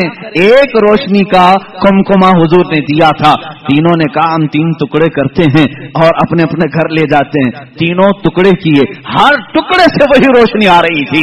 رسول پاک صلی اللہ تعالی علیہ وسلم جس لکڑی پر اپنا دست مبارکہ لگا دیں وہ روشنی ہی روشنی پیدا کرے۔ ایک صحابی ہیں جنگ بدر میں حضرت عکاشہ رضی اللہ تعالیٰ کہتے میں غریب صحابہ میں سے تھا، کسی کے پاس تلوار تھی، کسی کے پاس چاقو تھی، میرے پاس کچھ بھی نہیں تھا۔ میں حضور کی بارگاہ میں عرض کیا کہ آقا لڑنا تو مجھے بھی ہے، جذبہ جہاد میرے بھی اندر ہے، غریب ہی ہے، غربت کی وجہ سے میرے پاس کچھ نہیں۔ حضور نے ایک لکڑی اٹھائی اور کہا جاؤ اس سے جنگ کرو۔ وہ ایک پرانی لکڑی تھی، وہ صحابی کہتے ہیں میرے آقا نے اپنا دست مبارک اس لکڑی پر رکھا تھا، وہ ایسی غضب کی تلوار بنی کہ اسی سے میں نے کئی لوگوں کو گھاؤ دیے، زخم دیے، اور وہ لکڑی کسی کافر کے گردن کے قریب جاتی گردن اڑ کر چلی جاتی تھی۔ وہ دست مبارکہ کی تاثیرات یہ الگ عنوان ہے میرے عزیزو، وہ چھو لیں تو اس میں برکت ہو۔ اب آؤ حضرت جابر رضی اللہ تعالیٰ عنہ کے گھر کی دعوت جو آپ نے سنا بھی تھا معجزات میں، حضور پاک صلی اللہ تعالیٰ علیہ وسلم کھانا تناول فرما لیے، کھانے کے بعد دسترخوان سے اپنا ہاتھ پوچھ لیا۔ حضرت جابر کہتے ہیں میں نے وہ دسترخوان اٹھا لیا اور برکت کے لیے رکھ لیا۔ اللہ اللہ، اسی صحابی کا عقیدہ بریلی کے امام نے ہمیں دیا ہے، رسول اللہ سے جو بھی چیز متعلق ہو جائے وہ ہمارے لیے برکت کا ذریعہ ہے۔ ہم ان کو مٹانے کی بات نہیں کرتے بلکہ ان تبرکات پہ خود کو مٹانے کی بات کرتے ہیں۔ ہم اپنی جان مٹائیں گے ان تبرکات پر جو رسول کریم صلی اللہ تعالی علیہ وسلم سے ریلیٹڈ ہے۔ عزیزان گرامی، سال بھر یہ سنی انتظار کرتے ہیں میلاد کب آئے اور منہ مبارک کب دیکھیں۔ ہم تو حضور پاک صلی اللہ تعالی علیہ وسلم کے جسم ناز کے ہر عضو سے محبت کرتے ہیں۔ خیر، حضرت جابر فرماتے ہیں میں نے وہ دسترخوان اٹھا لیا، اونچے طاق پر رکھا، کبھی ایسا ہوتا کہ وہ میلا ہو جاتا یا دھول لگ جاتی تو ہم اس کو دھوتے نہیں، بھڑکتے ہوئے آگ کے تندور میں ڈال دیتے تھے، آگ کے تندور میں دسترخوان کو ڈال دیتے، تھوڑی دیر کے بعد اس کو نکالتے، کپڑے کا ایک رواں بھی نہیں جلتا، میل تو چلا جاتا تھا، میل نکل جاتا، کپڑے کا ایک رواں بھی نہیں جلتا۔ یہ دست مصطفیٰ کی کرامت ہے، یہ رسول کریم صلی اللہ تعالی علیہ وسلم کے دست مبارکہ کا معجزہ اور اس کی حقیقی باطنی خوبصورتی ہے۔ اب یہاں پر میں سنیوں سے یہ کہوں گا، اے میرے عزیزو، اللہ کے نبی صلی اللہ تعالی علیہ وسلم سے قریب ہونا چاہتے ہو کہ نہیں ہونا؟ میرے آقا نے فرمایا جو مجھ پر دنیا میں کثرت سے درود پڑھے، بعض روایات میں ہیں 100 مرتبہ درود پڑھنے کی عادت ڈال لے، اللہ کے نبی فرماتے ہیں کل قیامت کے دن میں اس کو اپنے ہاتھوں سے مصافحہ کروں گا۔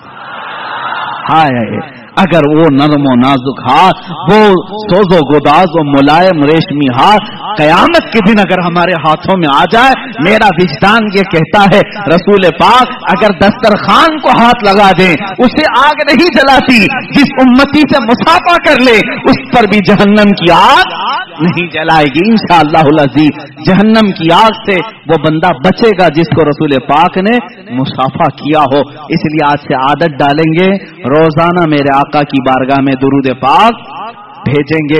اس وقت تک ہم نہیں سوئیں گے جب تک حضور پاک کی بارگاہ میں ہدیے درود نہیں بھیج لیتے۔ پڑھیں درود مبارکہ، اللہم صلی علی سیدنا و مولانا محمد معدن الجود والکرم وآلہ واصحابہ الکرام وابنہ الکریم وبارک وسلم صلاۃ دائمۃ سرمدا ابدا۔ میرے عزیزو، اب ایک ایک عضو پر میں تفصیلی گفتگو کرتے چلا جاؤں، وقت نکل جائے گا۔ اب آئیں حضور پاک صلی اللہ تعالی علیہ وسلم کے قدم ناز کے متعلق بھی آپ نے سنا کہ آپ پتھر پر بھی رکھتے تو پتھر نرم ہوتا اور اس میں نقش پیدا ہو جاتا، نقش پیدا ہوتا۔ اور ان قدموں کی بات تو یہ ہے کہ جس زمین پر میرے آقا نے قدم رکھے ہیں، وہ کون سی زمین؟ مکہ۔ اللہ نے قرآن پاک میں اس زمین کی قسم یاد فرمائی، لا اقسم بهذا البلد وانت حل بهذا البلد۔ مولا فرماتا ہے قسم ہے اس شہر مبارک کی۔ کون سے؟ مکہ کی قسم۔ قرآن میں سورہ بلد آپ پڑھیں 30ویں پارے میں، اللہ فرماتا ہے اس شہر کی قسم۔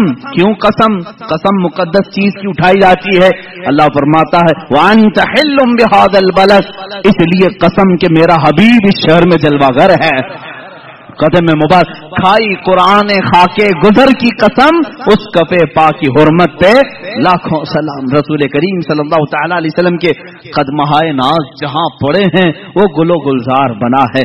اس لیے کہ حدیث میں ہے مدینے کا پہلا نام کیا تھا؟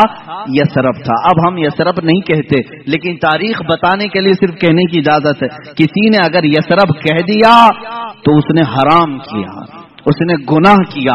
المدینۃ المنورہ، نہایت ہی روشن شہر یہ مدینہ ہے.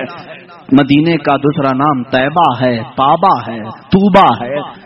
حضور اکرم صلی اللہ تعالی علیہ وسلم کی آمد سے پہلے اس کے حالات بتا دوں.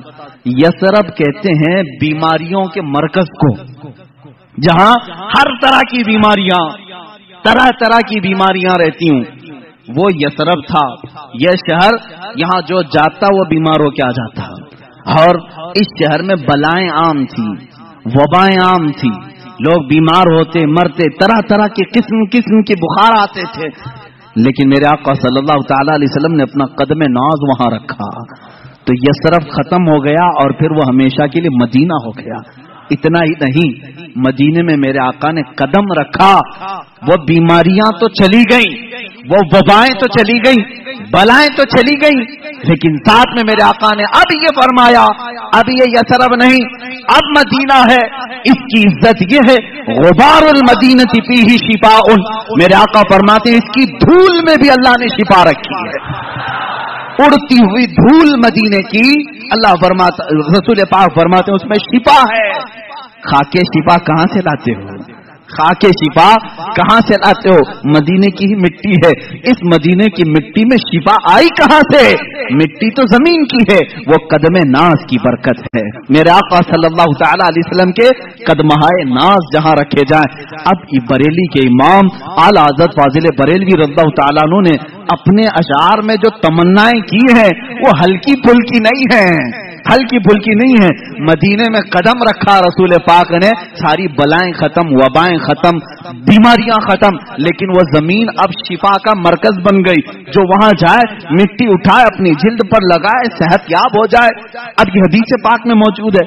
اعلیٰ حضرت فرماتے ہیں یا رسول اللہ صلی اللہ تعالی علیہ وسلم، آپ کے یہ جو کفے پا کہتے ہیں تلووں کے نیچے والا حصہ، کف کہتے ہیں ہتھیلی کو، پا کہتے ہیں پیر کو. کفے پا پیروں کا جو تلوا ہے اتنا مقدس ہے کہ رکھ دے تو بیماریاں ختم، بلائیں ختم، وبائیں چلی جائیں اور پھر وہ مرکز شفا بن جائے. تو کیوں نہ میں تمنا کروں. بریلی کے امام نے یوں کہا دل کرو ٹھنڈا میرا وہ کفے پا چاند سا. چاند جیسا جو کفے پا ہے آپ کا یا رسول اللہ، دل کرو ٹھنڈا میرا وہ کفے پا چاند سا. سینے پہ رکھ دو ذرا تم پہ کروڑوں درود. تمنائیں کیسی ہیں. بریلی کے امام نے تمنا کیا کیا؟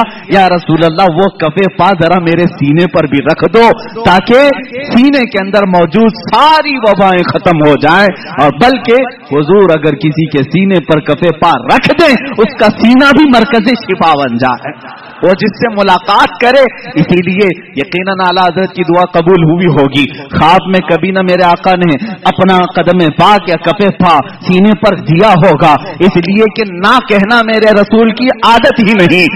اعلیٰ حضرت نے اگر دعا کیا ہے سینہ مبارکہ پر قدم ناز رکھا ہوگا تو اب جیسے مدینے سے بلائیں ختم ہوئی، وبائیں ختم ہوئی، مدینہ مرکز شفا ہو گیا.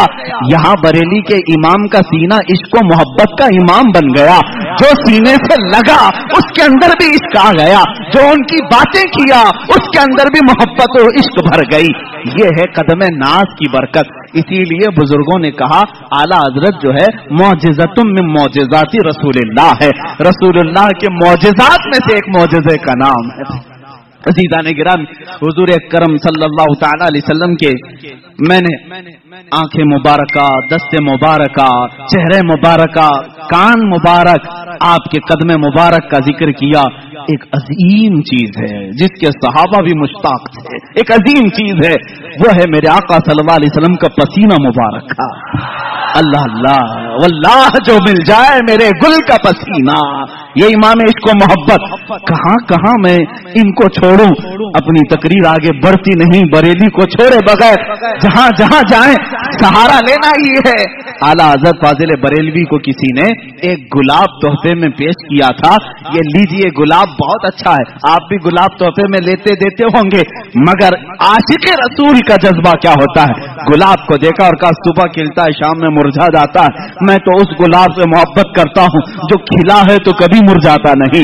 और फिर उनकी शान में फूल पर ही एक नात लिख दी, सरताब कदम है तने सुल्तान ज़मन फूल, लब फूल दहन फूल ज़कन फूल बदन फूल, वल्लाह जो मिल जाए मेरे गुल का पसीना, मांगे न कभी इत्र न फिर चाहे दुल्हन फूल। क्या बात रजा उस चमनिस्तान करम की, ज़हरा है कली जिसमें हुसैन और हसन फूल। ये रसूल करीम सल्लल्लाहु तआला अलैहि वसल्लम की बारगाह नाज में एक सहाबिया उम्मे सुलैम रज़ियल्लाहु तआला अन्हा, हज़रत अनस की माँ, ये कहती हैं हुजूर अकरम सल्लल्लाहु तआला अलैहि वसल्लम मेरे घर दोपहर के वक्त आराम करने के लिए अक्सर आया करते थे। गर्मियों के दिन होते, चमड़े का बिस्तर होता, मैं बिछा कर देती। अल्लाह के नबी सल्लल्लाहु तआला अलैहि वसल्लम की एक और खूबसूरती ये नहीं बताया था मैं, सहाबा कहते हुजूर पर जब पसीना आता तो ऐसा लगता कि चेहरे पर तारे चमक रहे हों, सब में रोशनी होती।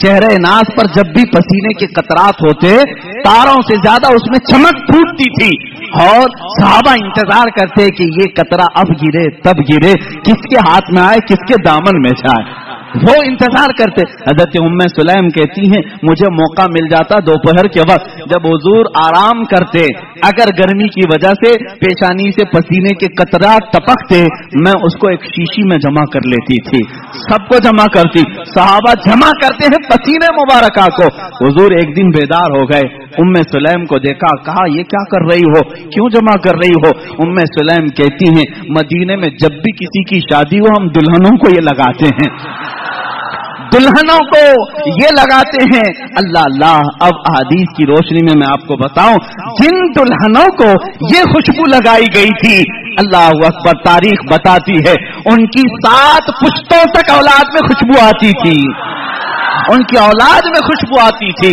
जिसने पसीने मुबारका को अपने जिस्म पर मला, वो जहां खड़ा होता था वो खुशबू सबको सुंगाई, यानी समझ में भी आती थी, एहसास में आती थी। अजीजान गिरामी वक़ार, पसीने मुबारका का ये हाल है कि सहाबा कहते हैं हम एक एक कतरे के लिए तरसते थे।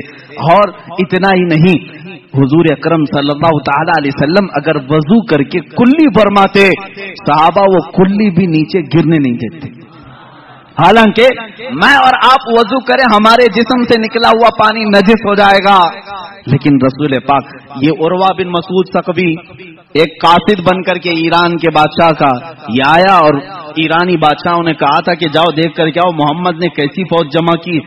वो आकर के उस वक्त देख रहा था जब सहाबा इकराम मगरिब की नमाज के लिए दौड़े दौड़े जा रहे थे, अजान हो रही थी, हुजूर वजू कर रहे थे, सब इर्द गिर्द जमा है। वो भीड़ को हटाते हुए करीब आया, कौन? कासिद, ईरान के बादशाह का कासिद, के हो क्या रहा है मैं देखूं। सहाबा की बहुत सारी ताकत, कुव्वत, माल सब देख लिया, यहाँ भीड़ किस बात की है? देखा कि हुजूर वजू कर रहे हैं, वजू कर रहे हैं, और वो अपना पानी कुल्ली का मुंह में लेते हैं और कुल्ली करते हैं। सहाबा अपने दामन फैला लेते हैं, कोई अपना चुल्लू पकड़ लेते हैं, और जैसे ही वो पानी मिल जाए फौरन अपने चेहरे पर लगा लेते हैं, कोई अपने पेट पर लगा लेते हैं। वो उर्वा बिन मसूद सख्ती कहता है कि मैंने ये बहुत देर तक मंजर देखा, एक कतरा भी वजू का उनके गसाले का जमीन पर गिरने नहीं दिया। सहाबा ने वापस पलट करके ईरान के बादशाह से कहा, उर्वा बिन मसूद सख्ती ने, है बादशाह आजम, उस मोहम्मद से और उसके दीवानों से लड़ने का इरादा छोड़ दो। कहा बहुत बड़ी फौज है, बहुत सामान जमा किया। कहा नहीं, बहुत बड़ी फौज नहीं, बहुत सामान नहीं, लेकिन ऐसे दीवाने जमा किए हैं कि मैंने कैसर और किसरा के यहाँ भी अदब और एहतराम नहीं देखा। कहा क्या है? कहा अरे वो दीवाने उसके कुल्ली के एक कतरे को जमीन पर गिरने नहीं देते, वो कब उनके खून के कतरे को जमीन पर आने देंगे? وہ اپنا سب کچھ لٹا دیں گے لیکن ان کے خون کا ایک قطرہ بھی زمین پر گرنے نہیں دیں گے.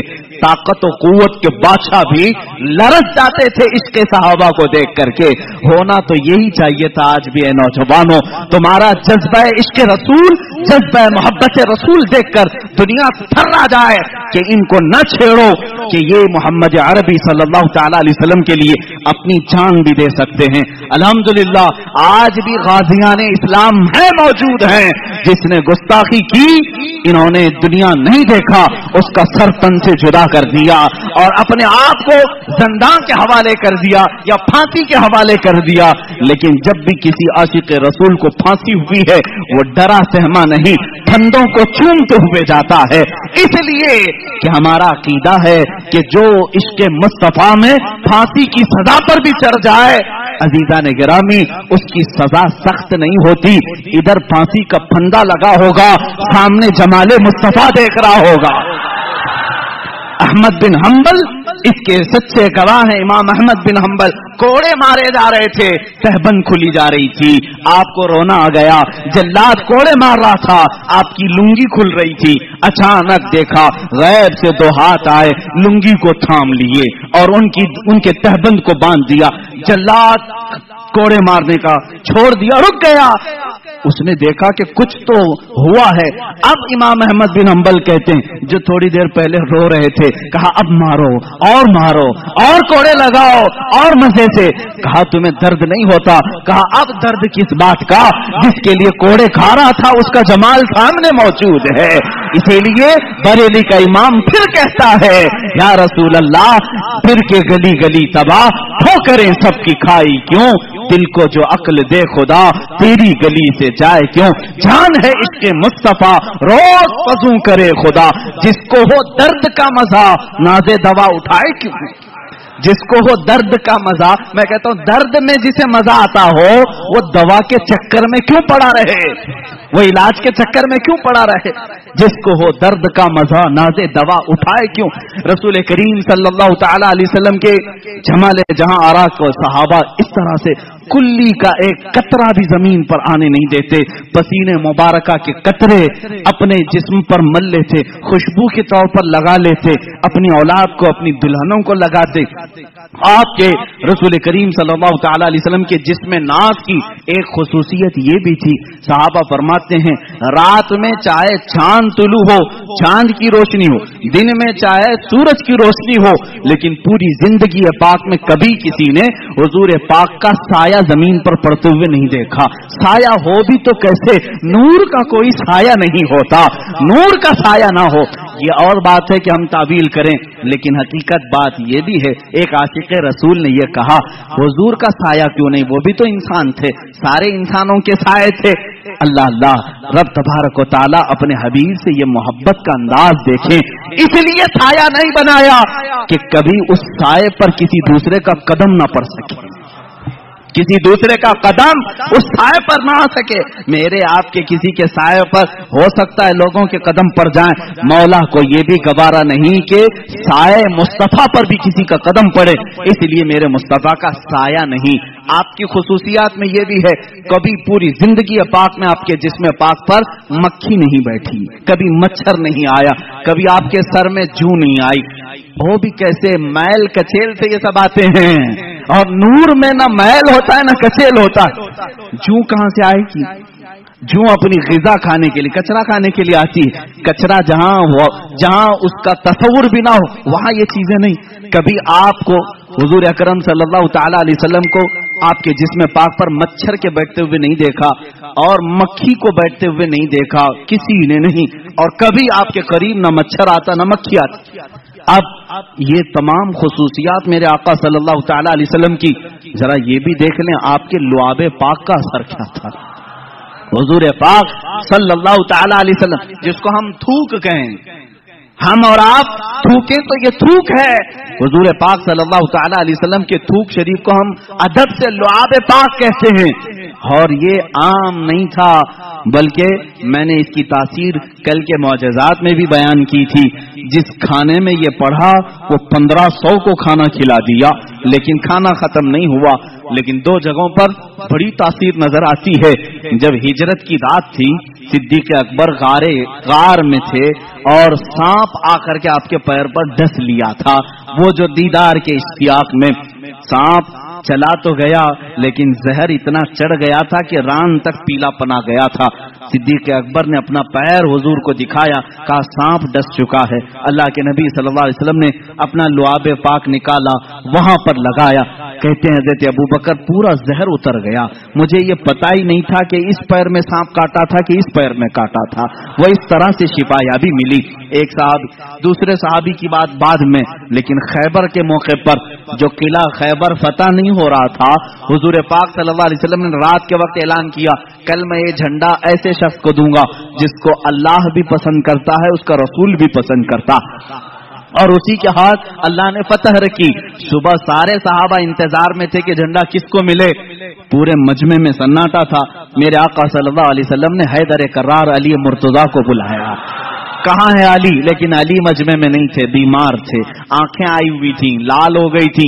آشوب چشم جس کو کہتے ہیں، آنکھیں بہنا، پانی آنا اور لال ہو جانا، یہ بیماری. حضرت علی کرم اللہ وجہ الکریم بخار زدہ تھے، آشوب چشم میں تھے. حضور سے کہا گیا تو حضور نے فرمایا بلاؤ ان کو. وہ آئے، بیماری کے عالم میں ہی اللہ کے نبی صلی اللہ تعالی علیہ وسلم نے اپنا لعاب پاک ان کی آنکھوں میں لگایا. اور پھر حضرت علی فرماتے ہیں نہ میرے جسم میں بخار تھا نہ آنکھوں میں سرخی تھی. اور اسی حالت میں حضرت علی کرم اللہ وجہ الکریم علم اپنے ہاتھ میں لیے، اور دنیا نے پھر تاریخ نے یہ دیکھا ہے وہ فاتح خیبر شکن جو حیدر کرار ہیں، یہودیوں کا قلعہ انہی کے ہاتھوں سے ٹوٹا اور ہمیشہ کے لیے طاغوتی قوت کو انہوں نے دھول چٹا کر کے رکھا. ایک بیمار علی کو لعاب مصطفیٰ طاقت بخش رہا ہے. صدیق اکبر کو سانپ کا زہر ہے، وہاں لعاب پاک شفا بخش رہا ہے. ایک صحابی حضرت ابو دجانہ ابو قتادہ رضی اللہ تعالیٰ، ان کی آنکھ کی پتلی باہر آ گئی تھی، تیر اندر چلا گیا تھا. وہ آنکھ کی پتلی لے کر کے حضور کے پاس آئے. حضور نے وہ آنکھ کا ڈھیلا اندر کیا، وہاں بھی لعاب پاک لگایا. ایک دوا ہے کتنی بیماریاں ہیں، ایک دوا ہے، ایک دوا ہے. اس شفا خانے میں ہر مریض آئے لعاب پاک لگائے اور ہر بیماری میں یہ اثر بھی دکھائے. حضور پاک صلی اللہ تعالی علیہ وسلم نے لعاب پاک لگایا. حضرت ابو قتادہ کہتے ہیں پوری زندگی بھر کبھی مجھے آنکھوں میں ہلکی سی بھی روشنی میں کمی نہیں آئی. میں بڑھاپے میں بھی ویسے ہی دیکھتا تھا جیسے جوانی میں دیکھتا تھا. لعاب پاک کی یہ تاثیر ہے. اے عزیزو کیا کیا بیان کروں، حیران ہوں میرے شاہ میں کیا کیا کہوں تجھے. لیکن رضا نے ختم سخن اس پہ کر دیا، خالق کا بندہ خلق کا آقا کہوں تجھے. اب یہاں مجھے ان لوگوں کی خبر لینی چاہیے جو اپنے آپ کو رسول کے برابر سمجھتے ہیں. ارے تم پیدا کب ہوئے، آج بڑے کیسے ہوئے، تمہاری زندگی کی سیرت، تمہارا حلیہ سب کو بتاؤ. لوگ کراہت سے بھاگ جائیں گے. تم اگر کسی کو پسینہ سنگھاؤ بیوی چھوڑ کر بھاگ جائے، اور تم اپنا لعاب تھوک کہیں ڈالو تو کھانا بے برکت ہو جائے، بلکہ میں کہوں جو کھا لے اس کو زہر چڑھ جائے. اور تم کہتے ہو رسول پاک امتی کے برابر ہو سکتے ہیں. نادانو، حضور سے برابری کرنے کی بات کرتے ہو تو ذرا اپنے جسم کو دکھاؤ. کیا تمہارے جسموں پر مکھی اور مچھر نہیں بیٹھتے؟ مچھر دانی لگاتے ہو پھر بھی گھس کر آتے ہیں اور کاٹتے بھی ہیں. اور تم جس میں ناز رسول کی برابری کی بات کرتے ہو، رسول کریم صلی اللہ تعالی علیہ وسلم کے ہر عضو کو کمال تک اللہ نے پہنچایا ہے. تم تو پورے جسم ناز کی بات تو چھوڑو، میرے آقا کے ناخن پاک کے کٹے ہوئے ایک ٹکڑے کی برابری پوری امت نہیں کر سکتی. یہ تو حضور پاک کی بات ہے. آؤ صحابہ کی بات. میرے آقا صلی اللہ علیہ وسلم فرماتے ہیں میرا صحابی اگر جو کے دانے کے برابر خیرات کر دے، جو کے دانے کے برابر خیرات کر دے، اور پوری امت احد پہاڑ کے برابر سونا خیرات کرے، میرے آقا فرماتے میرے صحابی کی خیرات کے برابر امت کی خیرات نہیں ہو سکتی. جب تم صحابی تک نہیں پہنچ سکتے، رسول پاک کی بات کیسے سوچ لیا؟ میرے آقا صلی اللہ تعالی، یہ باتیں ہیں اس لیے مجھے آج کہنی پڑ رہی، اور کہی ہوئی نہیں، کتابوں میں لکھی ہوئی بھی. ذرا دل پر ہاتھ رکھ کر کے سوچو، کیا کبھی امتی عمل کرتے کرتے نبی تک پہنچ سکتا ہے؟ لوگوں نے لکھا ہے، کتابوں میں موجود ہے، امتی عمل کرتے کرتے نبی کے برابر ہو سکتا، کیسے ہو سکتا ہے؟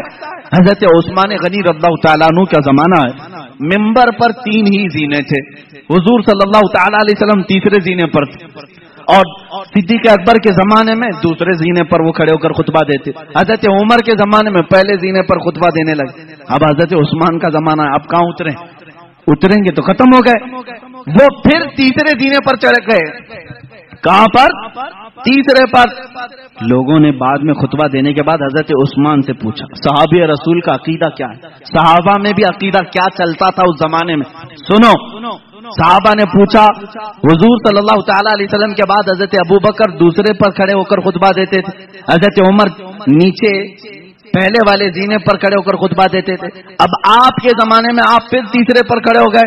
حضرت عثمان نے کیا پیارا جواب دیا، کہتے ہیں اگر دوسرے پر کھڑا ہوتا تو لوگ یہ سوچ سکتے ابو بکر کی برابری کر رہا ہے، پہلے پر کھڑا ہوتا تو لوگ یہ کہتے کہ عمر کی برابری کر رہا ہے، میں وہاں کھڑا ہو گیا جہاں صحابہ کا تصور ہی نہیں آتا، صحابہ کا تصور ہی نہیں ہوتا کہ کوئی نبی کی برابری کر سکتا ہے، صدیق کی برابری کا کوئی دعویٰ کر سکتا ہے، عمر کی برابری کا دعویٰ کر سکتا ہے، لیکن عثمان ابن عفان کہتے ہیں ان کے زمانے میں رسول کی برابری کا کوئی تصور بھی نہیں کر سکتا۔ 1400 سال کے بعد تم برابری کا دعویٰ کیسے کرنے لگ گئے؟ حضور پاک صلی اللہ تعالی علیہ وسلم کے ایک عضو پاک بلکہ ان سے ریلیٹڈ جو چیزیں ہیں ان کی بھی برابری نہیں ہو سکتی۔ لاؤ تمہارے دسترخوانوں کو بھی آگ میں ڈال کر کے دیکھتے ہیں جلتے ہیں کہ نہیں جلتے ہیں، بلکہ منہ مبارکہ جو ہمارے پاس ہے اس کے متعلق بھی صحیح اسناد یہ ملتی ہیں، اگر آگ میں رکھا گیا کئی مرتبہ ایسے حالات پیش آئے آگ نے منہ مبارک کو بھی نہیں جلایا ہے، آج بھی منہ مبارکہ کو آگ نہیں جلاتی، یہ رسول کریم صلی اللہ تعالی علیہ وسلم کے جسم پاک سے لگی ہوئی چیز کی تاثیر ہے۔ ارے میرے عزیزو، حضور پاک صلی اللہ تعالی علیہ وسلم کے قریب جو جانور تھے ان کی عظمت بڑھ گئی، ان کی عظمت بڑھ گئی۔ ہم حضور کی سواری ایک یافور ہے، خچر، جو محبت رسول کے قائل ہیں وہ یافور نہیں کہتے، حضرت یافور کہتے ہیں، حضرت یافور کہتے ہیں۔ حضور کی اونٹنی تھی، ایک کا نام ازبا ہے، ایک کا نام قصوا ہے، اور محبان رسول حضرت قصوا حضرت ازبا کہتے ہیں۔ عام جانور ہی تو ہے لیکن سواری رسول اللہ نے کی ہے، اس لیے ان جانوروں کا بھی ادب کرتے ہیں۔ حضرت ابو بکر صدیق رضی اللہ تعالیٰ امت میں جو کام کریں وہ سب کے لیے دلیل ہے۔ حضور کی وفات کے بعد رسول کریم صلی اللہ تعالی علیہ وسلم کی جو سواریاں تھیں، حضرت ابو بکر قصوا اونٹنی کا خیال کرتے، اس کے پاس کھانا لے جا کر رکھتے، اس کے جسم کو سہلاتے، اس لیے کہ حضور کی وفات کے غم میں وہ کھانا چھوڑ چکی تھی۔ اس زمانے میں صحابہ ان جانوروں کا بھی ادب کرتے تھے جو رسول کریم صلی اللہ تعالی علیہ وسلم سے ریلیٹڈ تھے۔ مجھے حیرت ہوتی ہے ان ظالم سعودیوں کے حرکات پر، انہوں نے کھود کھود کر کے نشانات مٹا دیے۔ حضور اکرم صلی اللہ تعالی علیہ وسلم کے جو بھی آثار نظر آئیں ان کو وہ سب سے پہلے ختم کرنا ہے۔ وہ تو اللہ بھلا کرے ترکیوں کا عاشقان رسول تھے جو میرے آقا صلی اللہ علیہ وسلم کے تبرکات وہ لے کر کے استنبول چلے گئے، جس کی وجہ سے آج بھی وہ استنبول میں میرے آقا کی بہت سارے تبرکات محفوظ ہیں۔ ان ظالموں کے ہاتھ ہوتے تو یہ بھی بیچ کھا جاتے ہیں، یہ کچھ نہیں رکھتے۔ یہ شیخ حرم ہے جو چرا کے بیچ کھاتا ہے، گلی میں بوزر و دلق اویس و چادر زہرا۔ اقبال نے کہا یہ ان کے پاس جو کچھ بھی آئے سب بیچ کر کے کھائیں گے۔ یہ حج کو انہوں نے بیچا ہے، عمرے کو بیچا ہے، سارے تبرکات۔ میں آپ کو ایک بات بتا دوں، مدینہ طیبہ میں آج بھی ایک قلعہ اب بھی محفوظ ہے، ایک قلعہ، وہ کس کا ہے؟ ایک یہودی کعب بن اشرف کا، جس کو حضور صلی اللہ تعالی علیہ وسلم نے قتل کرنے کا حکم دیا تھا۔ وہ حضور کی شان میں گالیاں دیتا، ایذا رسانی کرتا، اس کو قتل بھی کیا گیا، لیکن اس کا گھر آج تک باؤنڈری لگا کر رکھا گیا ہے، آج بھی اس کو محکمہ آثار قدیمہ میں سے رکھا گیا ہے کہ یہ پرانی ہسٹوریکل پلیسز میں سے ہے، اس کو رکھا گیا ہے، تاریخی چیز۔ اور میرے آقا صلی اللہ تعالی علیہ وسلم سے متعلق کوئی چیز ہو تو اس کو تم شرک اور کفر اور حرام بدعت کے فتوے لگا کر ختم کرتے ہو۔ مجھے یہ بتاؤ تمہارا لنک رسول پاک سے ہے یا پھر اسرائیل کے یہود و نصارہ سے ہے؟ تم ان کی چیزوں کی عبادت کر رہے ہو اور میرے آقا کی چیزوں کو ختم کرنا چاہتے ہو۔ اللہ کے نبی صلی اللہ تعالی علیہ وسلم کے محبت کرنے والے انشاءاللہ صبح قیامت تک رہیں گے۔ گھبرانا نہیں میرے عزیزو، ظالم آئیں گے جائیں گے، اور قرآن نے جب یہ دعویٰ کیا ہے اللہ کے چراغ کو یہ اپنے منہ کے پھونکوں سے بجھانا چاہتے ہیں، منہ کے پھونک سے کس کو؟ اللہ کے نور کو، اللہ کے چراغ کو بجھانا چاہتے ہیں، اور اللہ فرماتا اللہ اپنے چراغ کو قیامت تک مکمل کر کے رہے گا، وہ نور مکمل ہو کر رہے گا۔ یعنی رسول پاک صلی اللہ تعالی علیہ وسلم پر تم چاہے جس قدر بھی حملے کر لو، اللہ رب العزت ان کا محافظ ہے، ان کا حامی ہے۔ اب یہاں پر آج میں نے رسول کریم صلی اللہ تعالی علیہ وسلم کے ظاہری جمال و حسن کو بیان کیا۔ اس کے اخیر میں درس اور عبرت کے لیے آپ کو یہ بتاؤں گا، جو کچھ بھی میں نے بیان کیا نظروں میں ہے آپ کے، ذہن میں ہے آپ کے، حضور کا چہرہ مبارک کیسا تھا، حضور کے رخسار مبارک، لبہائے ناز، وہ آنکھیں، وہ پیشانی، وہ دستہائے مبارک، وہ دندان مبارک جب مسکرائیں، یہاں تک کہ صحابہ نے حضور کے امامہ پہننے کا طریقہ تک بتایا ہے، اور رسول کریم صلی اللہ تعالی علیہ وسلم کا ایک شملہ کبھی سر کے اوپر اس طرح سے ہوتا، کبھی کندھوں کے پیچھے لٹکا ہوا ہوتا۔ حضور جو لباس پہنتے، اکثر حضور اکرم صلی اللہ تعالی علیہ وسلم نے تہبند پہنی اور اوپر سے چادر رکھا، اور کبھی جبہ بھی پہنا اور کبھی کرتا بھی پہنا، جس کو قبا کہتے ہیں، نیچے تک کا۔ یہ بھی حضور پاک صلی اللہ علیہ وسلم سے ثابت ہے، یہ حضور کا لباس پاک ہے۔ رنگ کون کون سا پہنا وہ بھی صحابہ نے لکھا ہے، حضور نے سرخ رنگ بھی پہنا ہے، اکثر سفید کو پسند کرتے تھے، اور کالا بھی حضور نے پہنا ہے، اور امامے میں 4 کلر بتائے گئے ہیں، زعفرانی کلر کا بھی، سفید کلر کا بھی، اور حضور اکرم صلی اللہ علیہ وسلم نے فتح مکہ کے وقت کالے رنگ کا بھی اور ایک ہرے رنگ کا بھی حضور اکرم صلی اللہ تعالی علیہ وسلم کے یہ لباس مبارکہ کو لکھا گیا ہے۔ اب سونے کے انداز کے متعلق بستر کیا تھا وہ بھی صحابہ نے لکھا ہے۔ ماں عائشہ صدیقہ بھی فرماتی ہیں ان کے گھر میں ایک چادر تھی، اور ایک یمنی چادر تھی، اور ایک کھجور کی چھال سے بھرا ہوا ایک گدا، جس کو کہیں کھجور کے چھال کیا ہوتے ہیں، درخت کے جو پھڑ نکلتے ہیں اس کو بھر دیا جاتا تھا، اور کبھی رسیوں سے بنایا ہوا جیسے کھاٹ ہوتی ہے، اس طرح کی حضور صلی اللہ تعالی علیہ وسلم جب سو کر اٹھتے تھے آپ کے جسم پاک پر وہ رسیوں کے نشان ہوتے تھے۔ تکیہ آپ اپنے ہاتھ کا ہی اکثر استعمال فرماتے، اور رسول کریم صلی اللہ تعالی علیہ وسلم کے استعمال کرنے والی چیزوں میں کیا کیا تھی آج میں پوری چیزیں عرض کر دوں۔ اللہ کے حبیب صلی اللہ تعالی علیہ وسلم سرما لگاتے اور پسند بھی فرماتے، اور ارشاد فرماتے اسمد سرما لگایا کرو، تمہاری آنکھوں میں وہ نور کو بڑھاتا ہے اور تمہاری پلکیں اگاتا ہے۔ اسمد ایک سرمے کا نام ہے۔ حضور اکرم صلی اللہ تعالی علیہ وسلم تیل استعمال فرماتے، تیل اپنے سر پر بھی، اپنی داڑھی مبارک، اپنی مونچھ پر، اپنی بھووں کو حضور اکرم صلی اللہ تعالی علیہ وسلم سونے سے پہلے استعمال فرماتے۔ یہ حضور کے آداب ہیں، حضور کی سنتیں ہیں۔ اب کھانے میں کیا پسند فرماتے؟ اللہ کے نبی صلی اللہ تعالی علیہ وسلم اکثر جو کی روٹی کھاتے تھے، اور وہ موٹی قسم کی ہوتی، بغیر چھنے ہوئے آٹے کی ہوتی تھی۔ حضرت عائشہ صدیقہ رضی اللہ تعالیٰ عنہ فرماتی ہیں حضور صلی اللہ تعالی علیہ وسلم کو ایک غذا پسند تھی جس کو سرید کہتے ہیں۔ سرید کیا ہے؟ گوشت کا سالن روٹی کے اوپر ڈال دیا جاتا اور روٹی کو چور کر کے جیسے کھچڑی بنتی ہے، یہ سرید میرے آقا کو بہت پسند تھی۔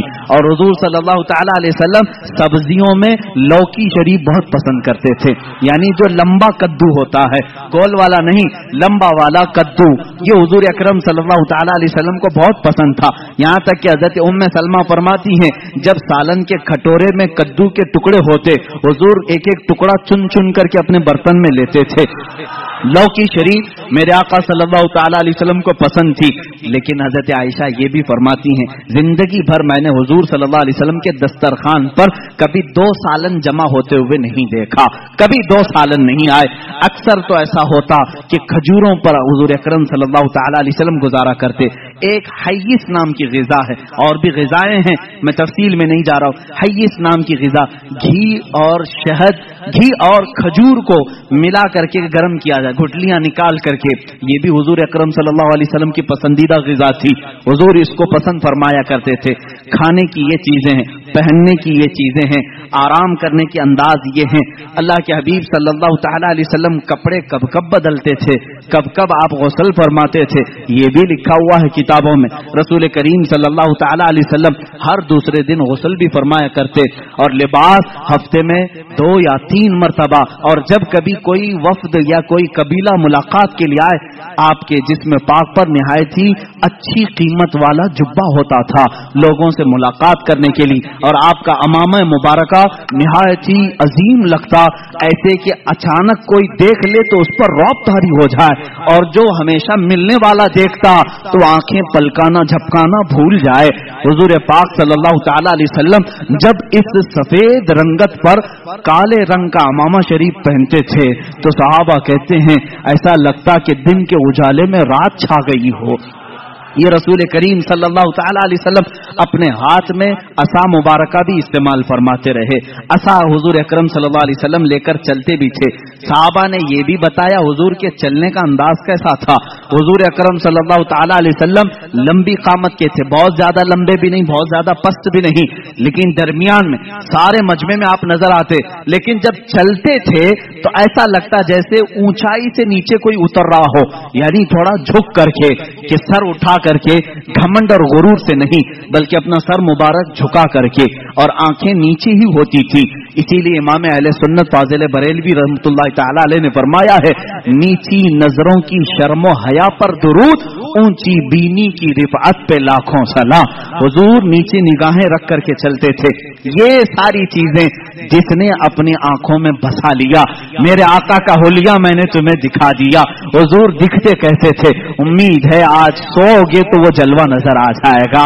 میرے رب کی ذات سے یقین ہے ہم دیکھیں گے میرے آقا کو، تصور کی نظر میں ہی صحیح، خیالات کی نگاہوں میں ہی صحیح۔ اس لیے کہ خالد بن ولید رضی اللہ تعالیٰ عنہ کے زمانے میں ایک واقعہ ایسا پیش آیا تھا، ایک قلعے کا انہوں نے محاصرہ کیا تھا، عیسائیوں کا قلعہ تھا، فتح نہیں ہو رہا تھا، عیسائی بھی لڑنے میں ماہر تھے، صحابہ یہاں جوان صحابہ تھے۔ عیسائیوں نے اندر بیٹھ کر کے ایک مشورہ کیا، ان سے لڑتے نہیں، ان کو ایک کام کریں، دھوکہ دیتے ہیں۔ عیسائیوں نے کیا مشورہ کیا؟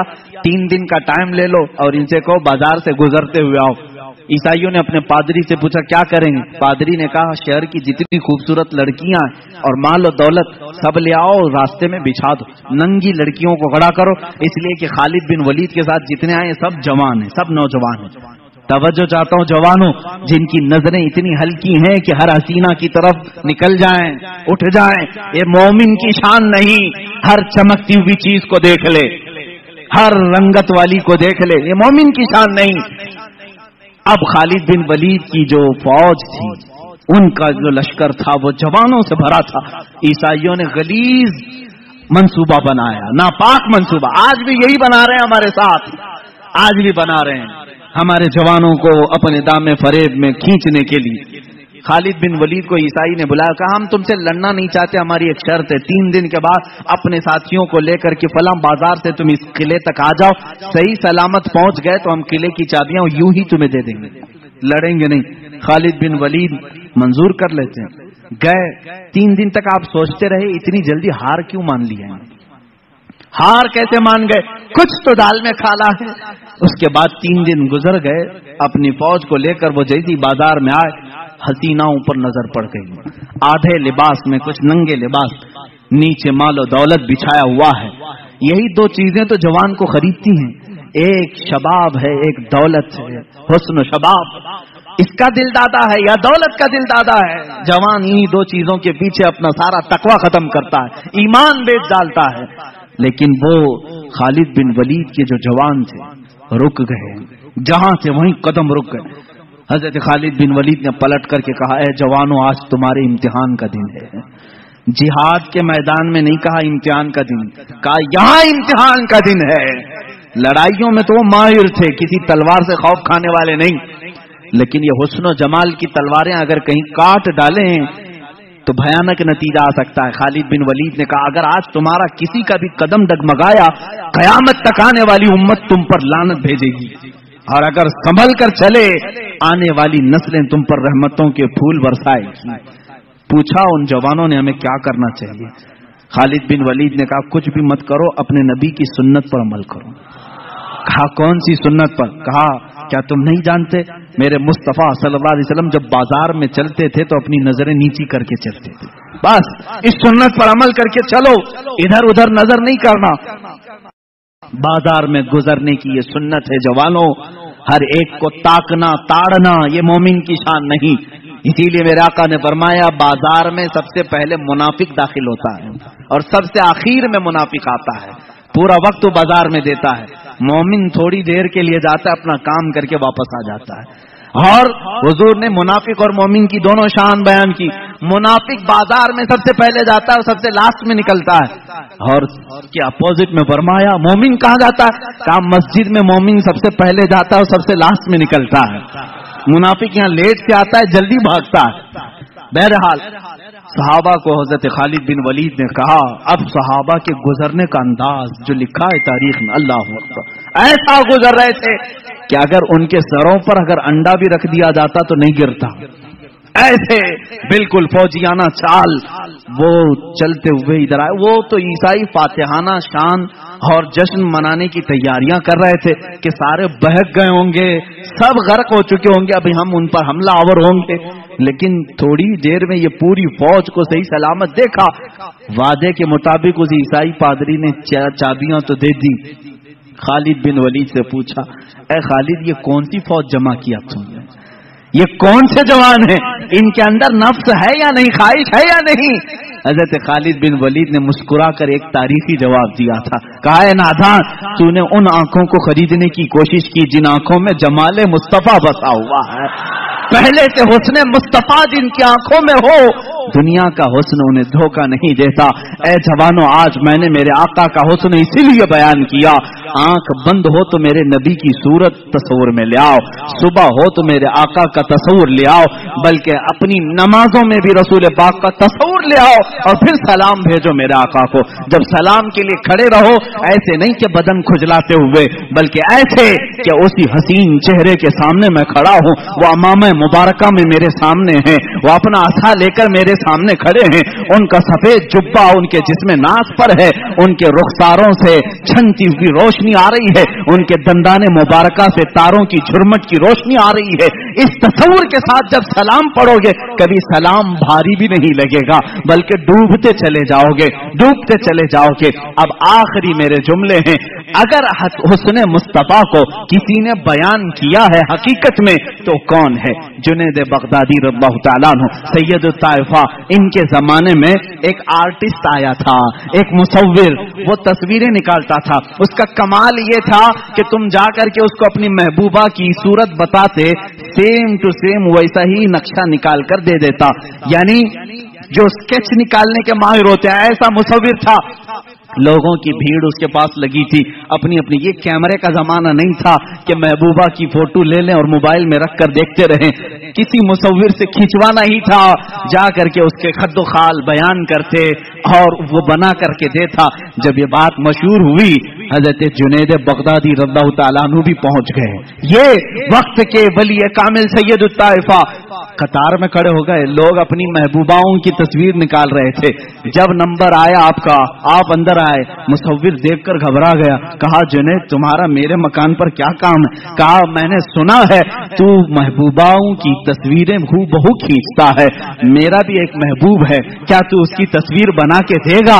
میرا ایک محبوب ہے. اس نے کہا بتاؤ کیسا کیسا ہے تمہارا محبوب؟ خد و خال، حلیہ، قامت، سارا چہرہ، سارے ناز بتاؤ، میں نکال کر دیتا ہوں. اب جب جنید بغدادی بیان کرنے لگے، اب اللہ کے نبی کا ماتھا ایسا تھا کہ چوڑی پیشانی، بھویں گھنی، ابروئیں ایسی تھی، لبھائے ناز گلاب کی پنکھڑیوں کی طرح، رخسارے ناز انار کی سرخی لیے ہوئے، کان مبارک زلفوں سے چمکتے ہوئے تاروں کی طرح، گردن مبارک سراہی کی طرح، دست مبارک ریشم سے زیادہ نرم، اور آپ کا شبکہ میں ناز سینے ناز کے برابر.